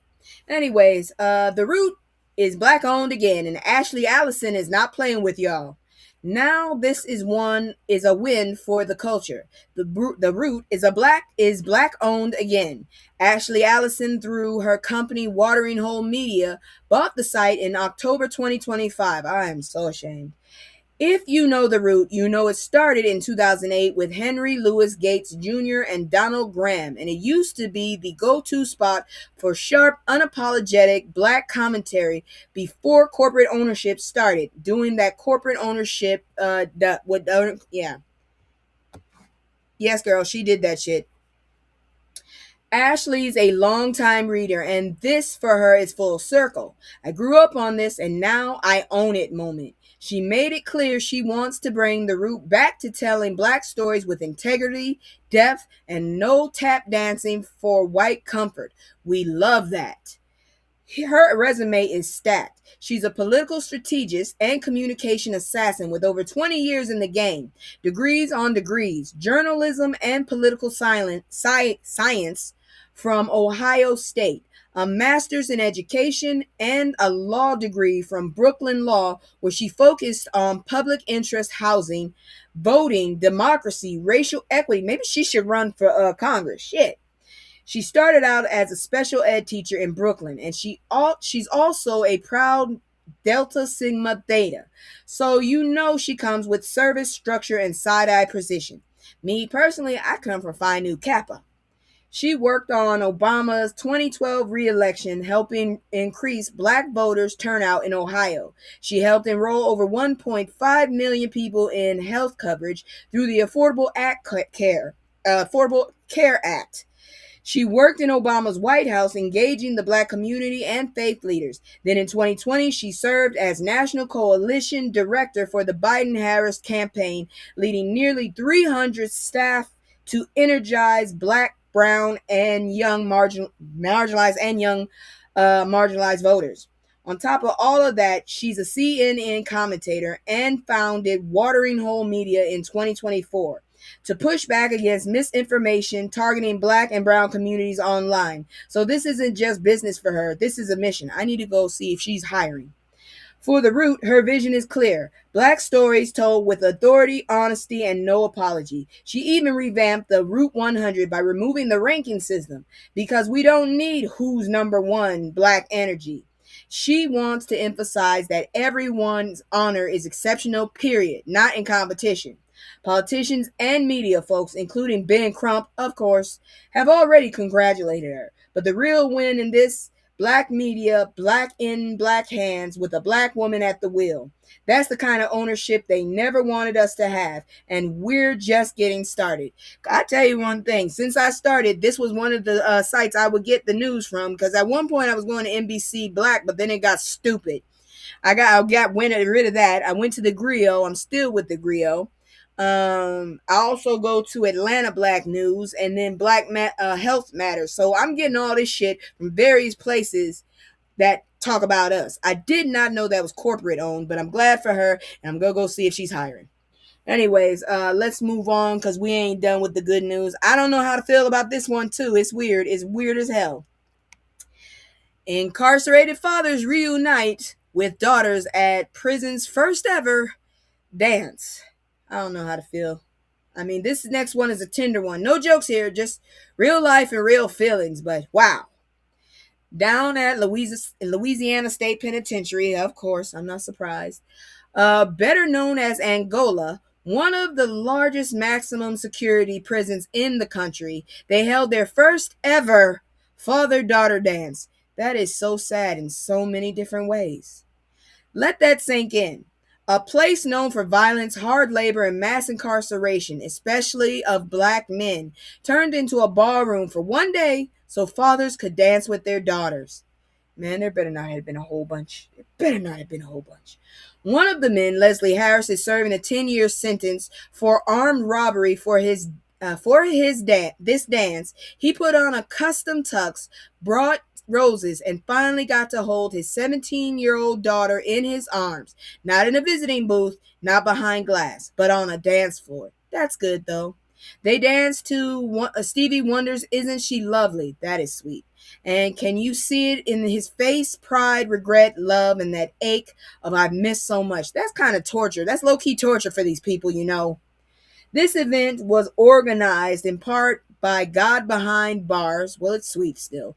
A group that helps create reunification events in prisons across the country. Nearly 30 incarcerated fathers were selected for this dance based on good behavior. They even practice line dances in advance. You should also surprise them at the end by taking a few years off of their goddamn sentence, depending on what it was. How about that? Imagine these men in one of the hardest places in America rehearsing two steps so they don't embarrass their kids on the big day. That's love. What two steps? There's only a few two steps black folks do. Anyways, Assistant Warden Anne Marie Easley said she wants this to become a tradition, and honestly, it should. Angola holds over 6,300 people. 6,300. That's thousands of children growing up with a parent behind bars. Events like this don't erase the harm, but they remind everyone that these men are still fathers, still humans, and still capable of change and connection. Leslie gave his daughter a Bible with highlighted passages, hoping she'd carry faith and guidance with her out into the free world. Founder Jake Bodine said, the dance helped men see the ripple effect of their choices, not to shame them, but to motivate them to be better. I hope none of these people had life sentences, because otherwise that's just low-key torture right there. Give them a chance, and I still think you should have took some years off at the end. We talk about punishment in this country, not enough about healing. This father-daughter dance was a tiny moment of healing in a place built on punishment. And sometimes that's where the revolution really starts. I hope one of them daughters goes into freaking prison justice or something to stop this shit, because I still want to know how the fuck y'all making money off of us. We have to pay for this shit? How you gonna punish somebody and then make them pay? Oh, let me bring this down. I want to just talk about this. This now is all the really, really good news, okay? So just letting y'all know, be happy about it, because we about to get into some stupid stuff after this. So here we go. Where's the good news again? I want to give the good news for this one.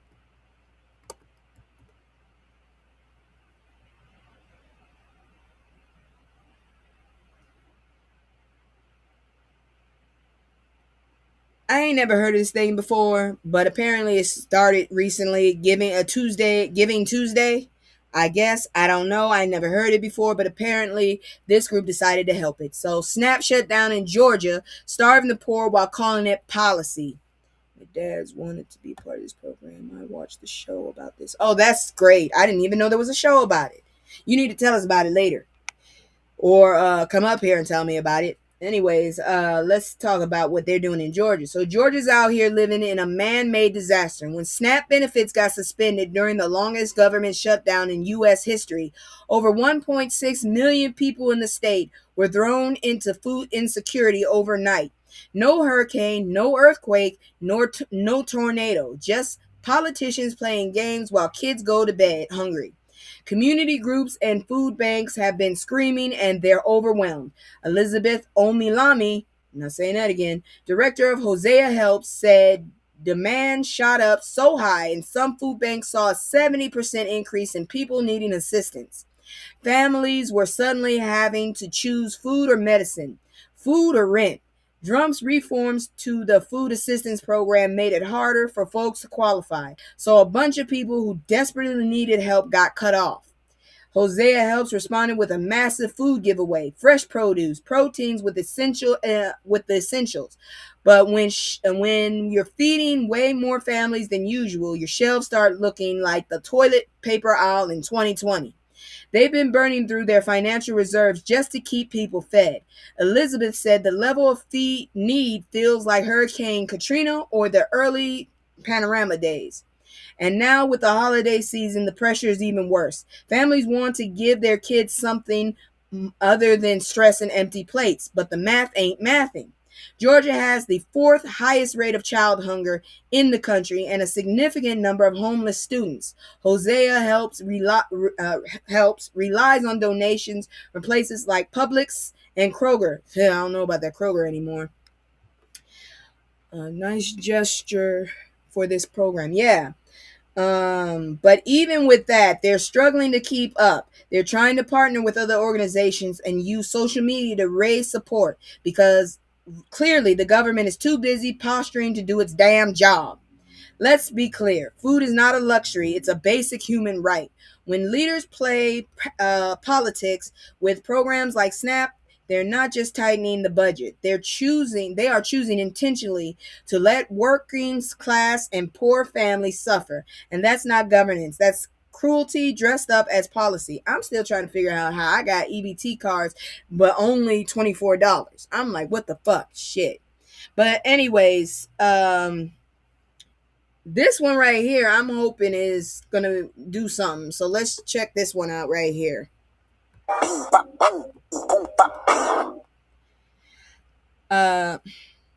Yeah, it's a long one. New generation of black church leadership rising to continue battle for freedom. I'm gonna have to shorten that video.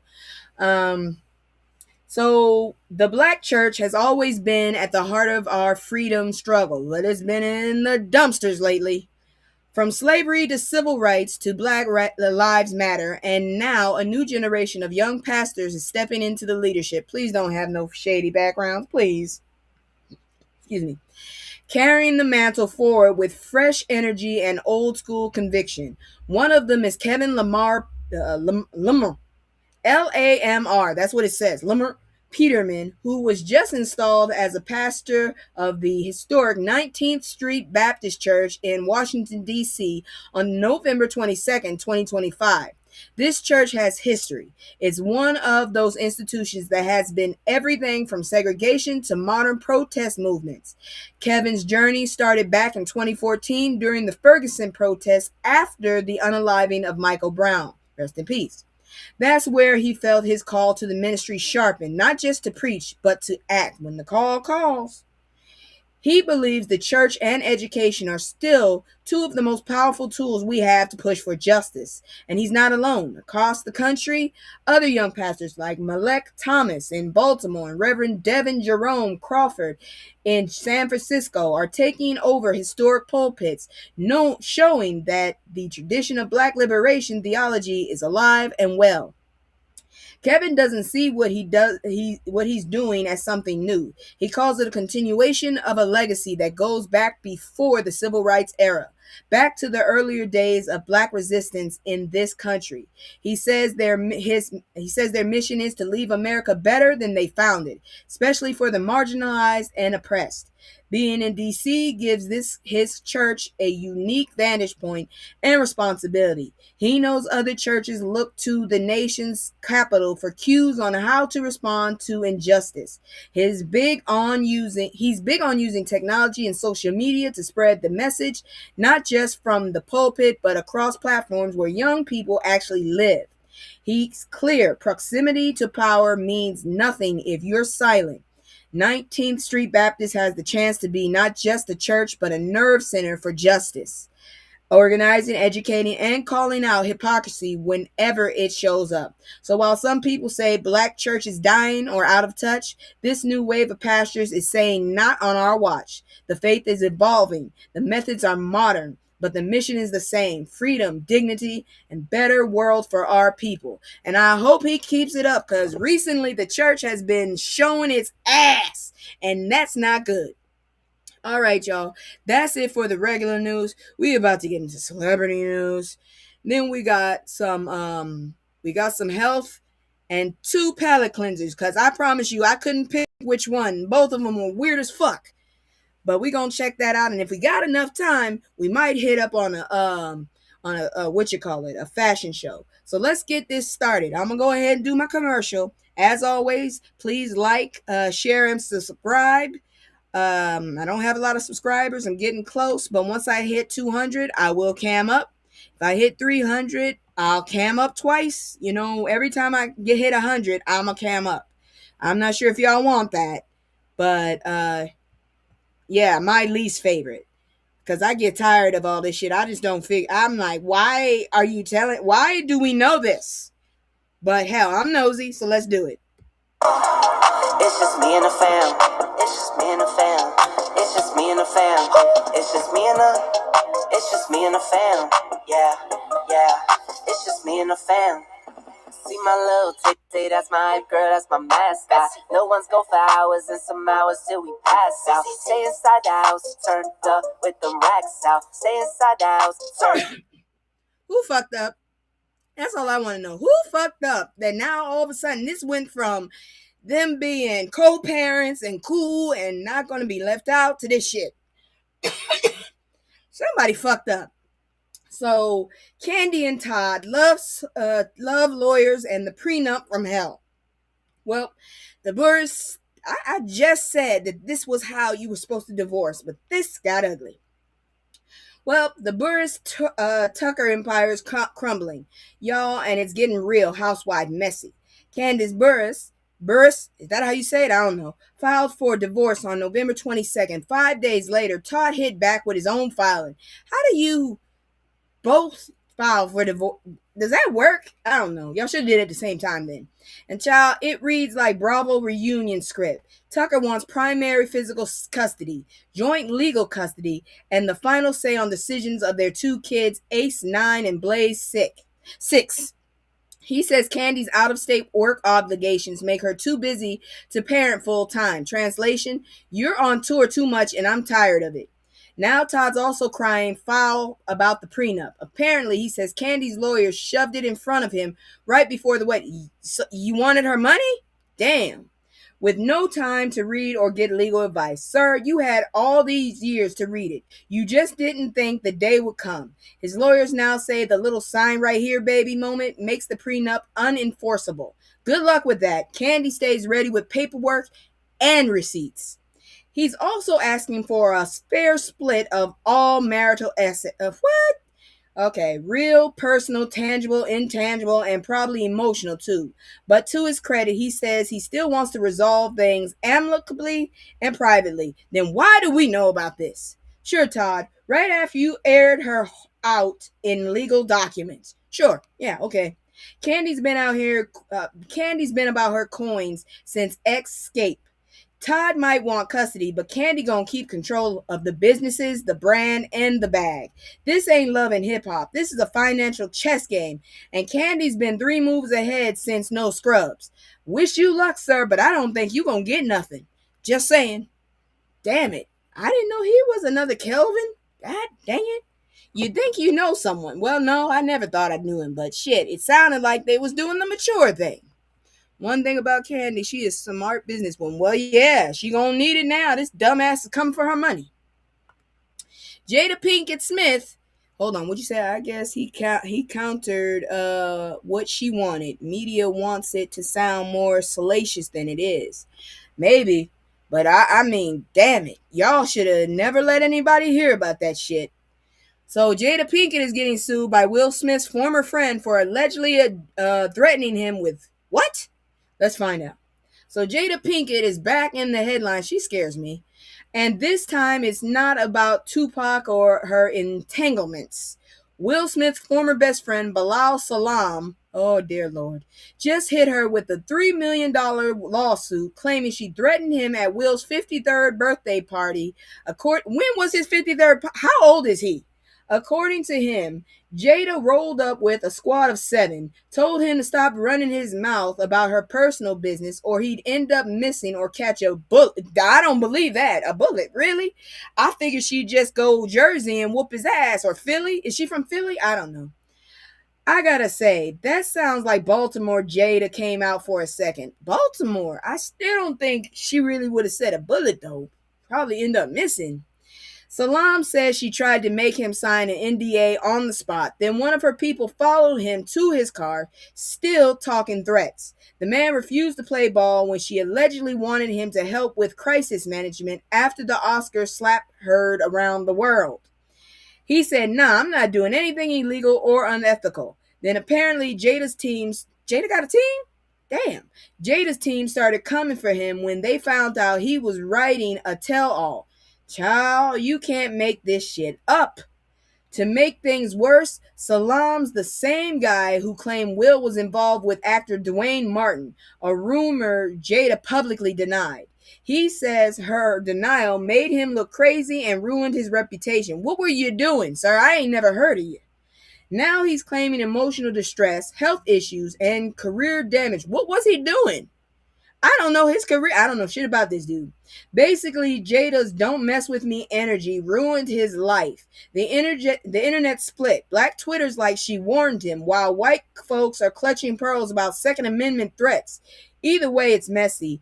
And you know Jada loves a healing narrative, but this one's gonna need sage therapy and a court date. What the hell? Will is 57? Damn. Will is 57. And so this happened for. Why did you wait so long?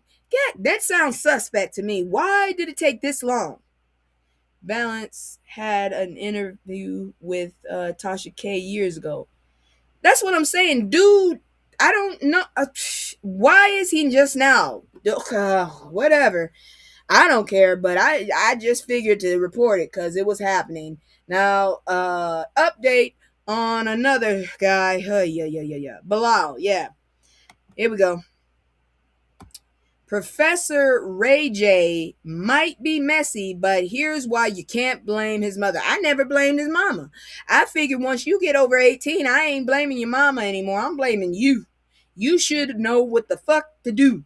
Yeah, your brain is still fixed, is still processing and growing, but still, you should have enough damn sense not to do half the shit this dude did.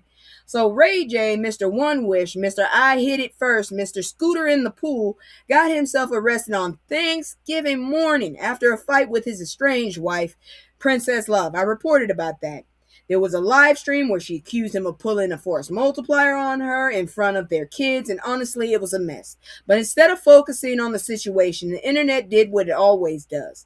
Blamed his mama. I never blamed his mama. I blame him. He need therapy. Like, he needs to just be in a full program. I was in a partial where you don't go in. You need a full program.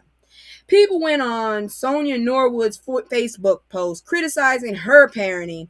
Ma'am was just trying to post her Thanksgiving meal, and folks turned the comments into a therapy section circle. The real question is, when do we stop blaming parents for their grown kids' foolishness? I told you, 18. Once your ass is out on your own at 18, I blame you. Some of the stupid shit you say, I might say that's from generational growth, like those fucking races.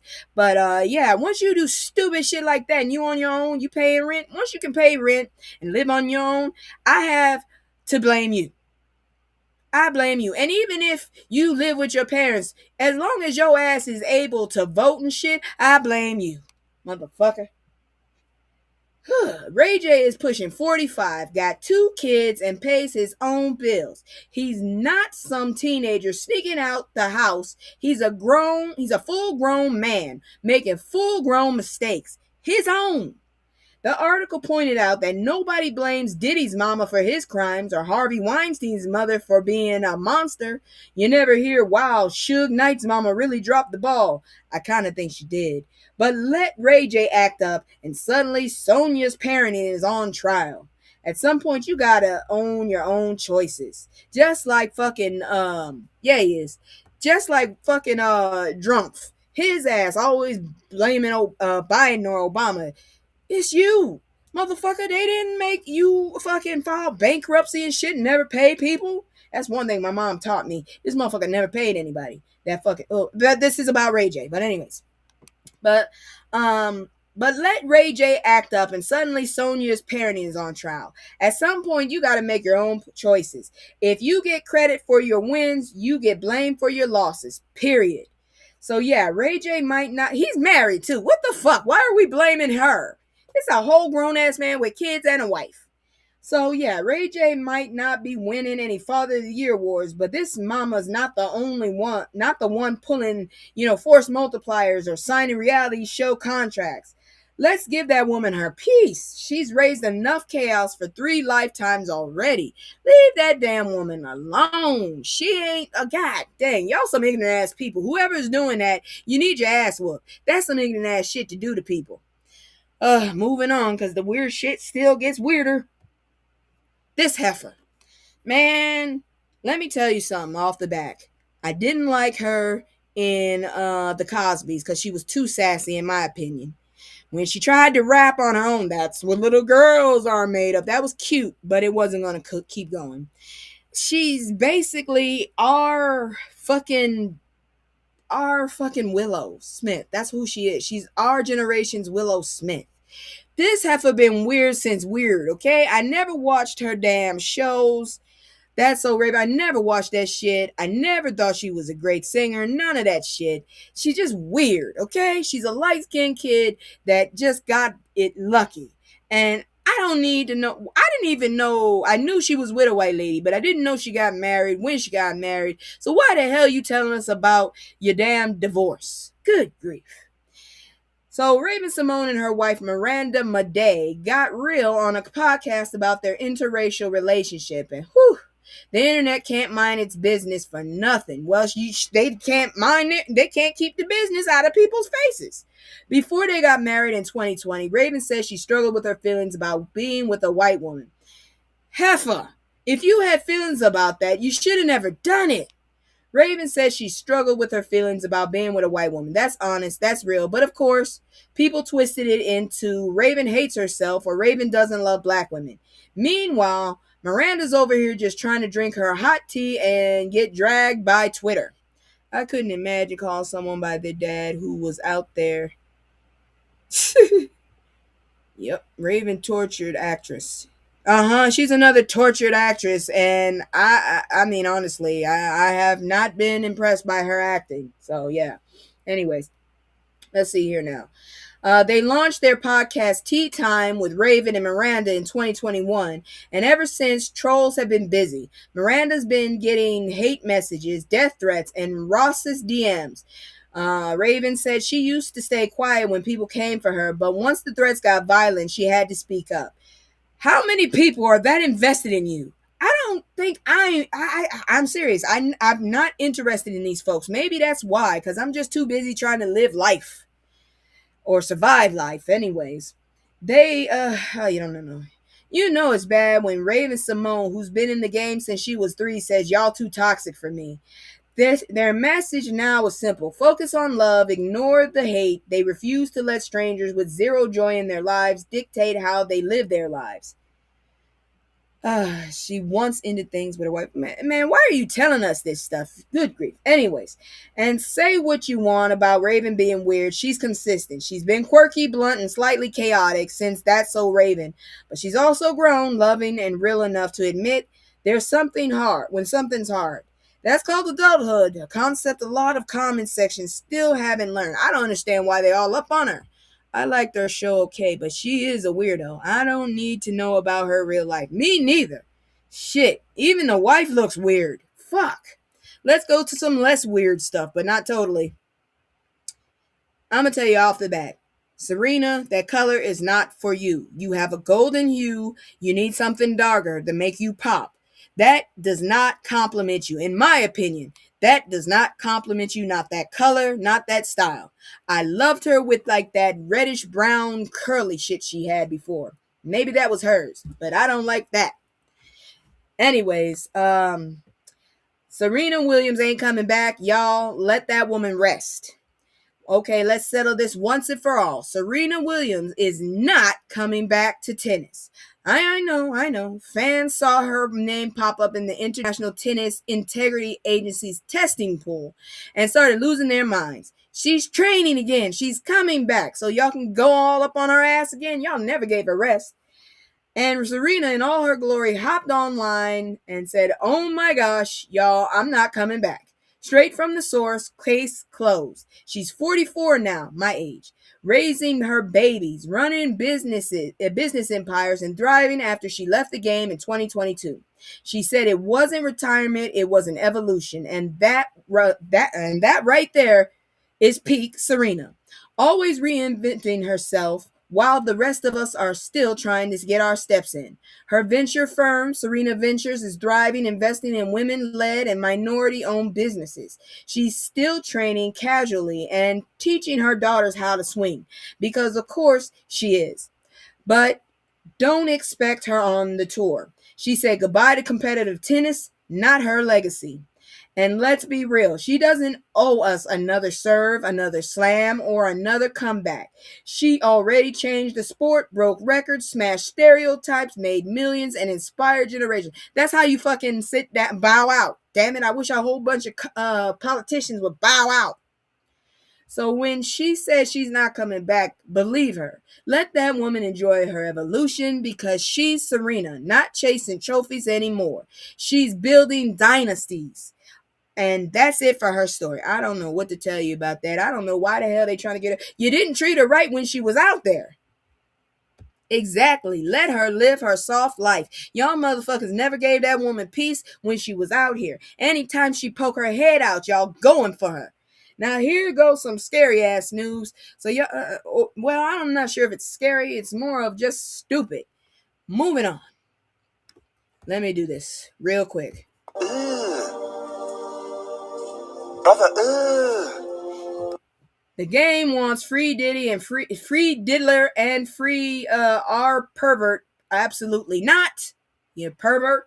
So at his birthday bash on November 28th, no one cares, the game got on the mic, and instead of just rapping and minding his own damn business, he decided to say free Kells and free the Diddler on purpose, in public, sober. Bitch. You stupid. Damn. You ungrateful he bitch.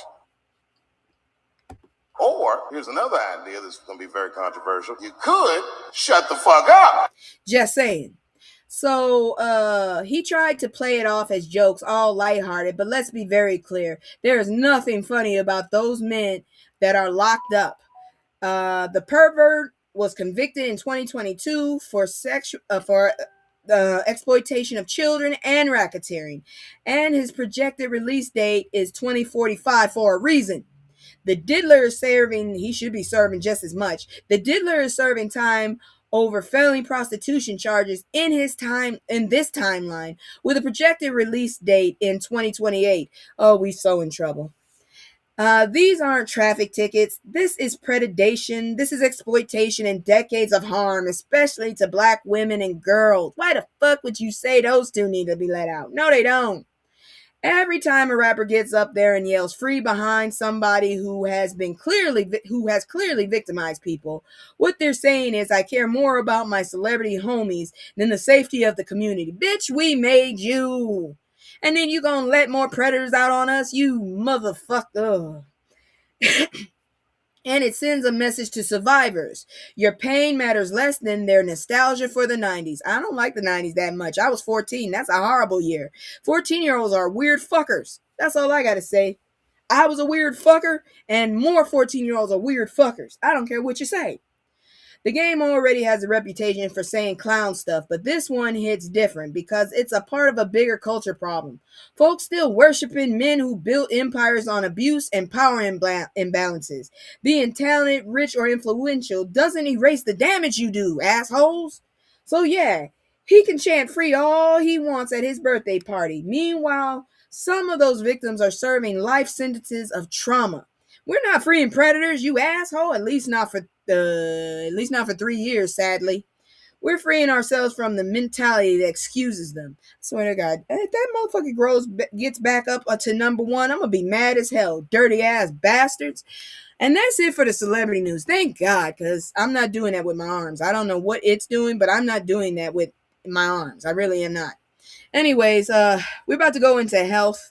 So, I think I'm going to do the little promo right now, and not a commercial, but I'll get into the health right after that. So y'all check out this. If you're interested in lip gloss, if you're interested in your lips popping, or just want to be relaxed, check out CBD Honey Lips, black owned. And also soon I'll probably be doing a commercial for my own self, because I'm thinking about making some stuff, some resin stuff for now, like jewelry holders, little bowling set, and dominoes. I love dominoes. So if you're interested in any of those handmade things, I'm gonna start a commercial, and hopefully y'all like my shit too. But check this out first.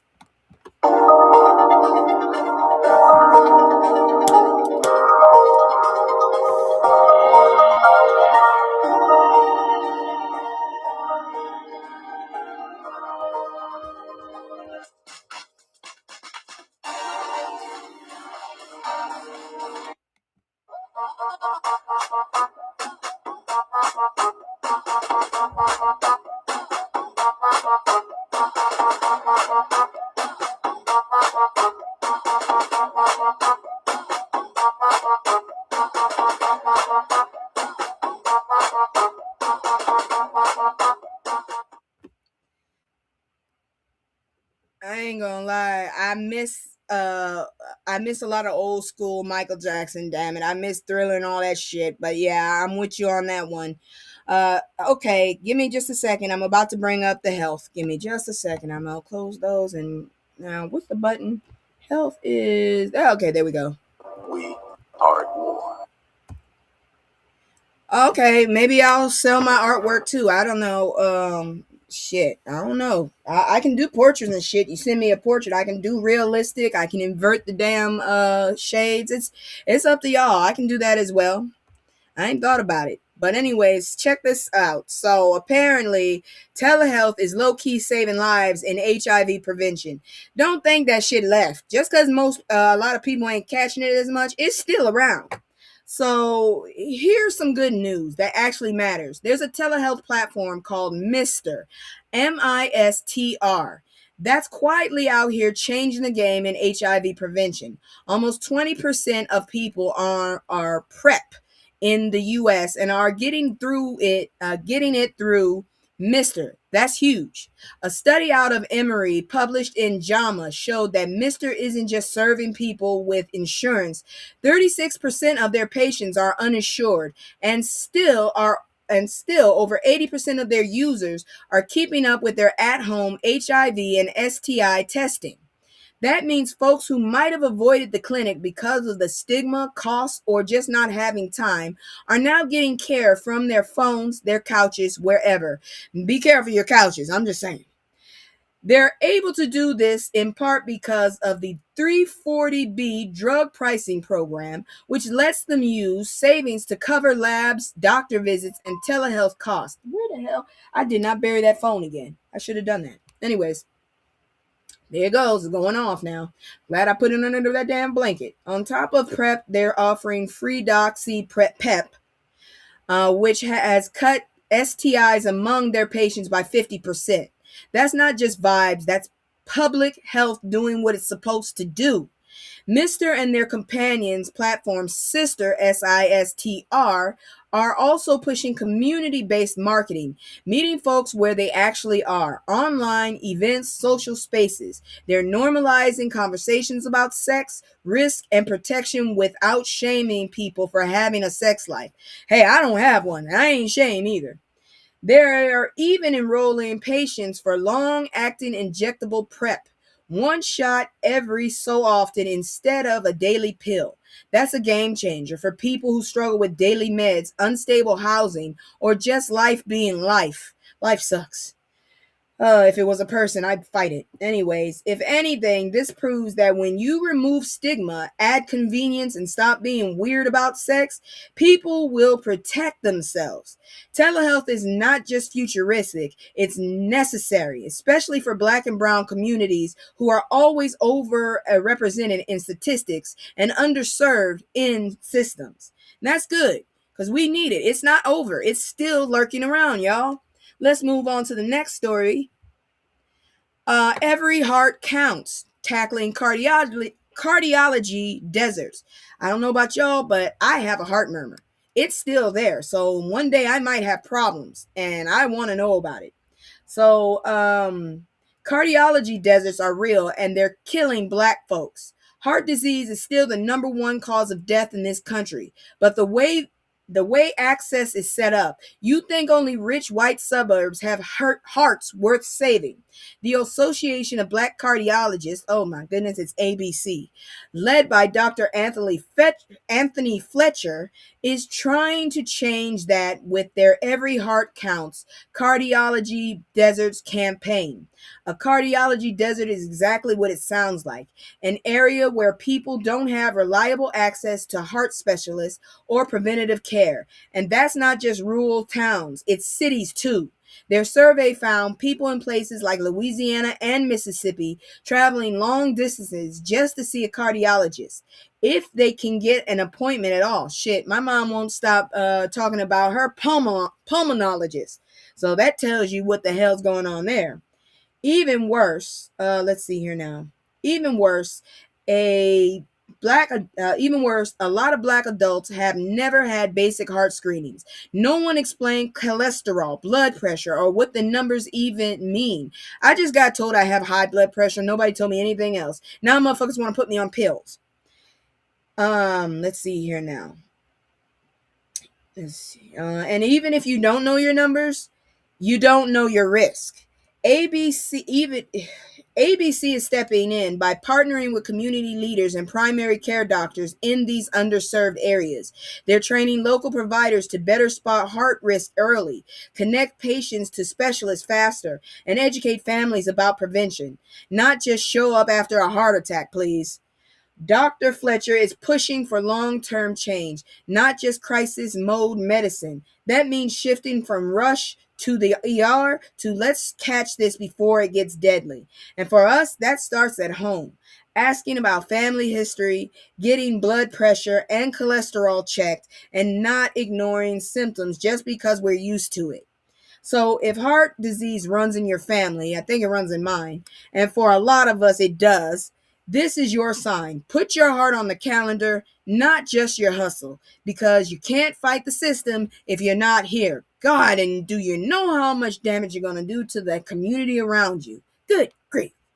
Moving on, because I'm not done. Let's talk about the god dang this shit. I heard people about it. I don't know if I have it, but I've heard people talk about it. Seasonal affective disorder is real. You're not just being lazy. Let's talk about seasonal affective disorder, or SAD, because a lot of people go through this every fall and winter, and they think they're just tripping or unmotivated. Nah, your brain is reacting to the real change in light and environment.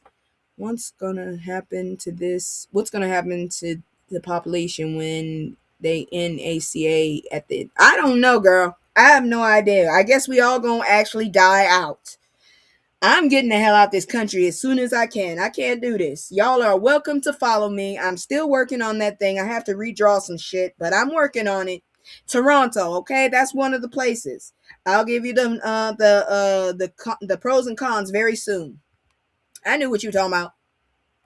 Start walking and eating more fruits and salads when you can, and meditate. I know it's hard, but try not to take the meds. Yeah, I need to actually exercise. Like I said, I need something to just bug the shit out of me until I do stuff. I have a squat machine. I need to get on that bitch.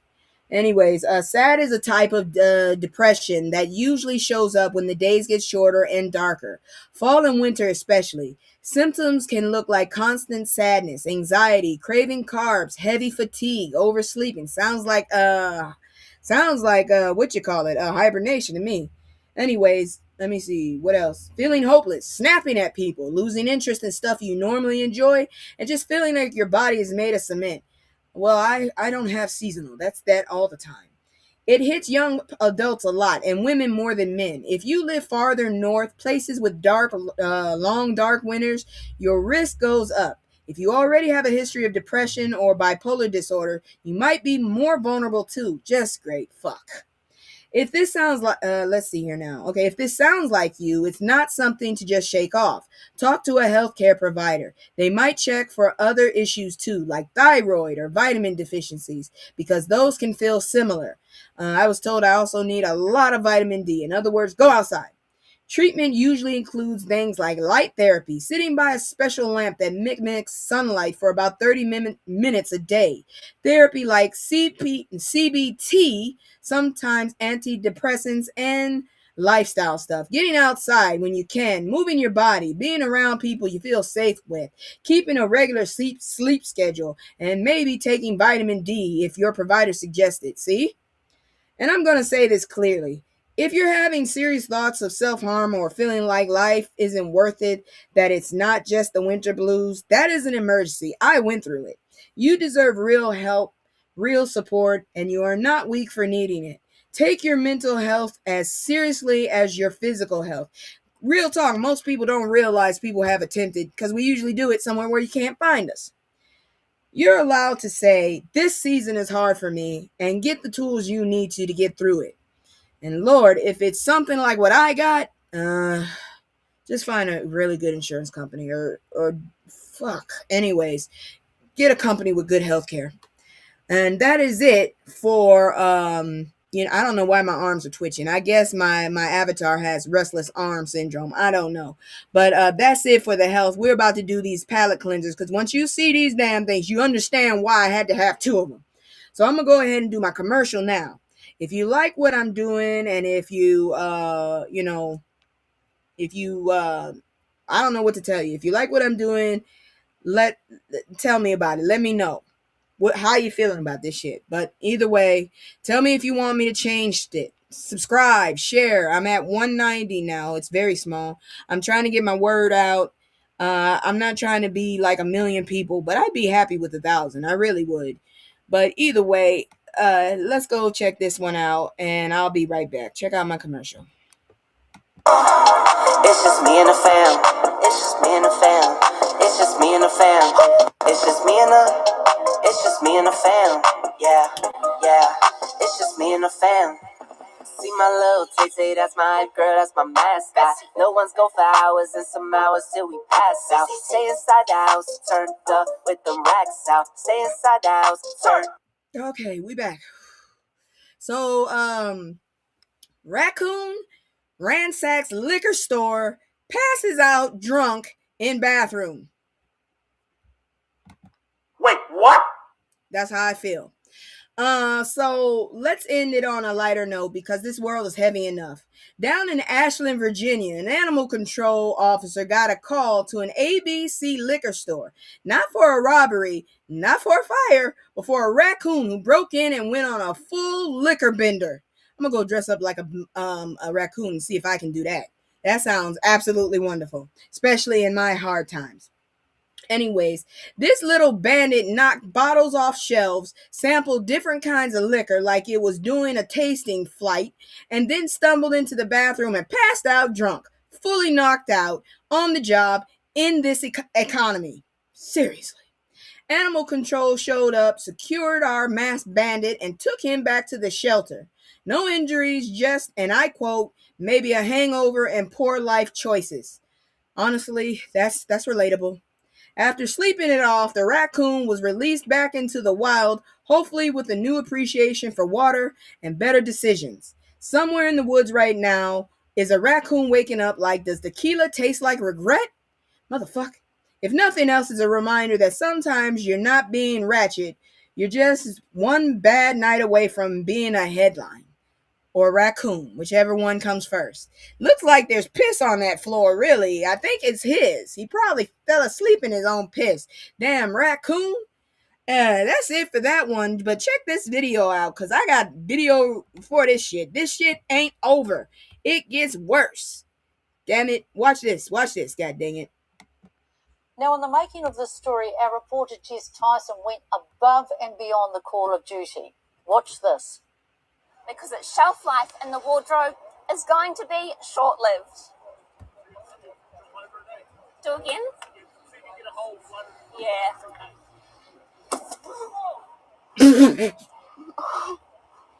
Yeah. Oh. Yeah. Watch it again.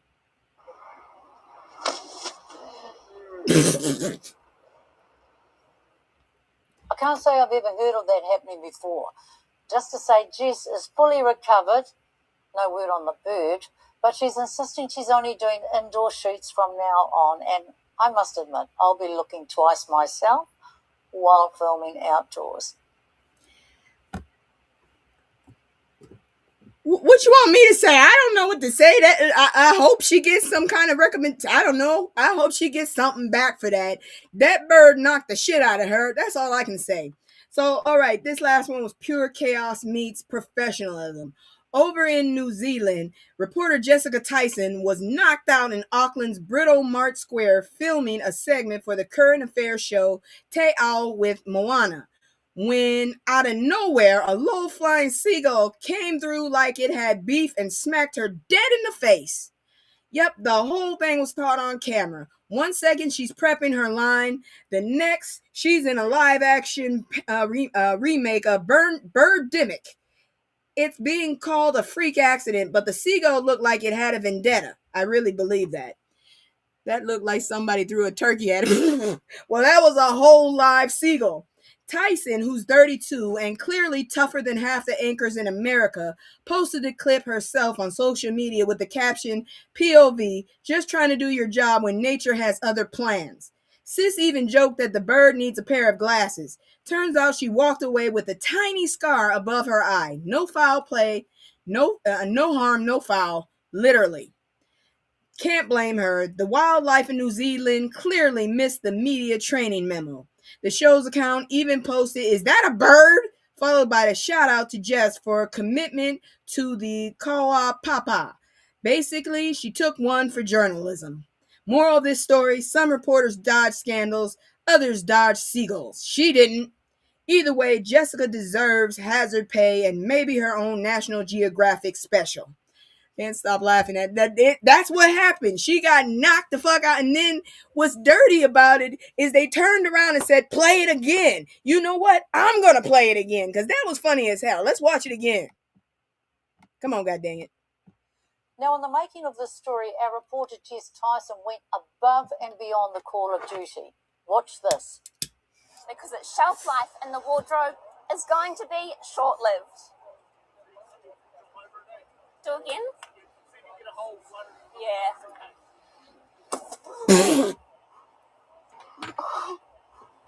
Yeah. Oh. Yeah. Watch it again.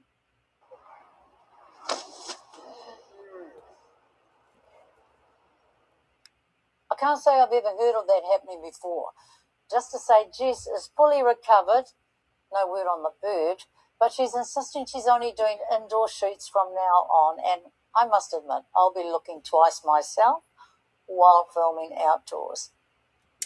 Man, that bird had beef with her. I don't know why, but you know what was really bad? The whole fact that they slowed it down. And did you see that woman's face when she just said, watch it again? She was dedicated to that. Watch it again. She didn't feel sorry for this girl, not at all. That damn seagull had issues. That seagull must have been from New York. God dang it. Oh, man, that was fucked up. And that's it for the news. Now, would y'all be interested in a fashion show?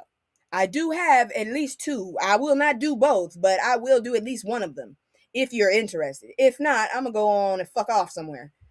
Let me know, because I have it up here. Would y'all be willing to stay just a little bit more to check out these outfits at the Gotham Awards? Joker, Gotham Awards. I'm just saying. What is it? Let me know. That poor, god dang, that woman is traumatized. I bet you anything with a bird in her house is gone now. Everything is gone with birds. She done got rid of the bird picture. If she had a stuffed bird, it's in the trash. If she had dishes with seagulls on them, they're gone. She done got rid of everything with a bird on it. You better not even suggest go watching the birds with her. She is not going for it. She will cut. I can stay for Gotham. Okay, girl. All right, here we go. I'm not sure if you...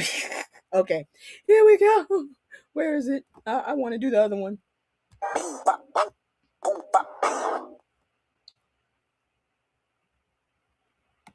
All right, y'all. So, see Rihanna, A$AP Rocky, and Teyana Taylor at the 2025 Gotham Awards. Why does she remind me of a plant? I don't know why, but she looked like her ass should be on a vine. What is this? And then she had the nerve to have Catwoman's gloves. Give me a break. What is it? Is this a dress? What's on her head? The fact that at least it matches, but look like you about to walk straight into a bush. You look like you can't see. Why? Why do we do this to ourselves? Why? Why? She looked like a tulip. I told you she looked like a plant. God dang it. Who dressed her? Moving on. So this is, this is more of the, oh Lord, it got worse. It looked like a tulip that's drunk. That's what it looked like. It's a drunk tulip. No, yeah, it's not helping. No, Rihanna, you should have beat them up with the half of that dress. You should have hit them with half of that dress. God dang it, I can't. Moving on.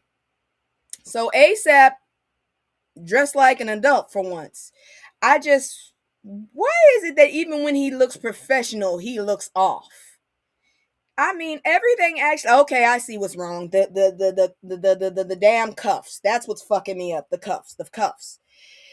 Man, could you imagine those two standing next to each other? I don't think that's gonna look good. But something about this. I think the tie is too long. Yeah, she had black gloves. She had black cat girl gloves on. Yeah, she did.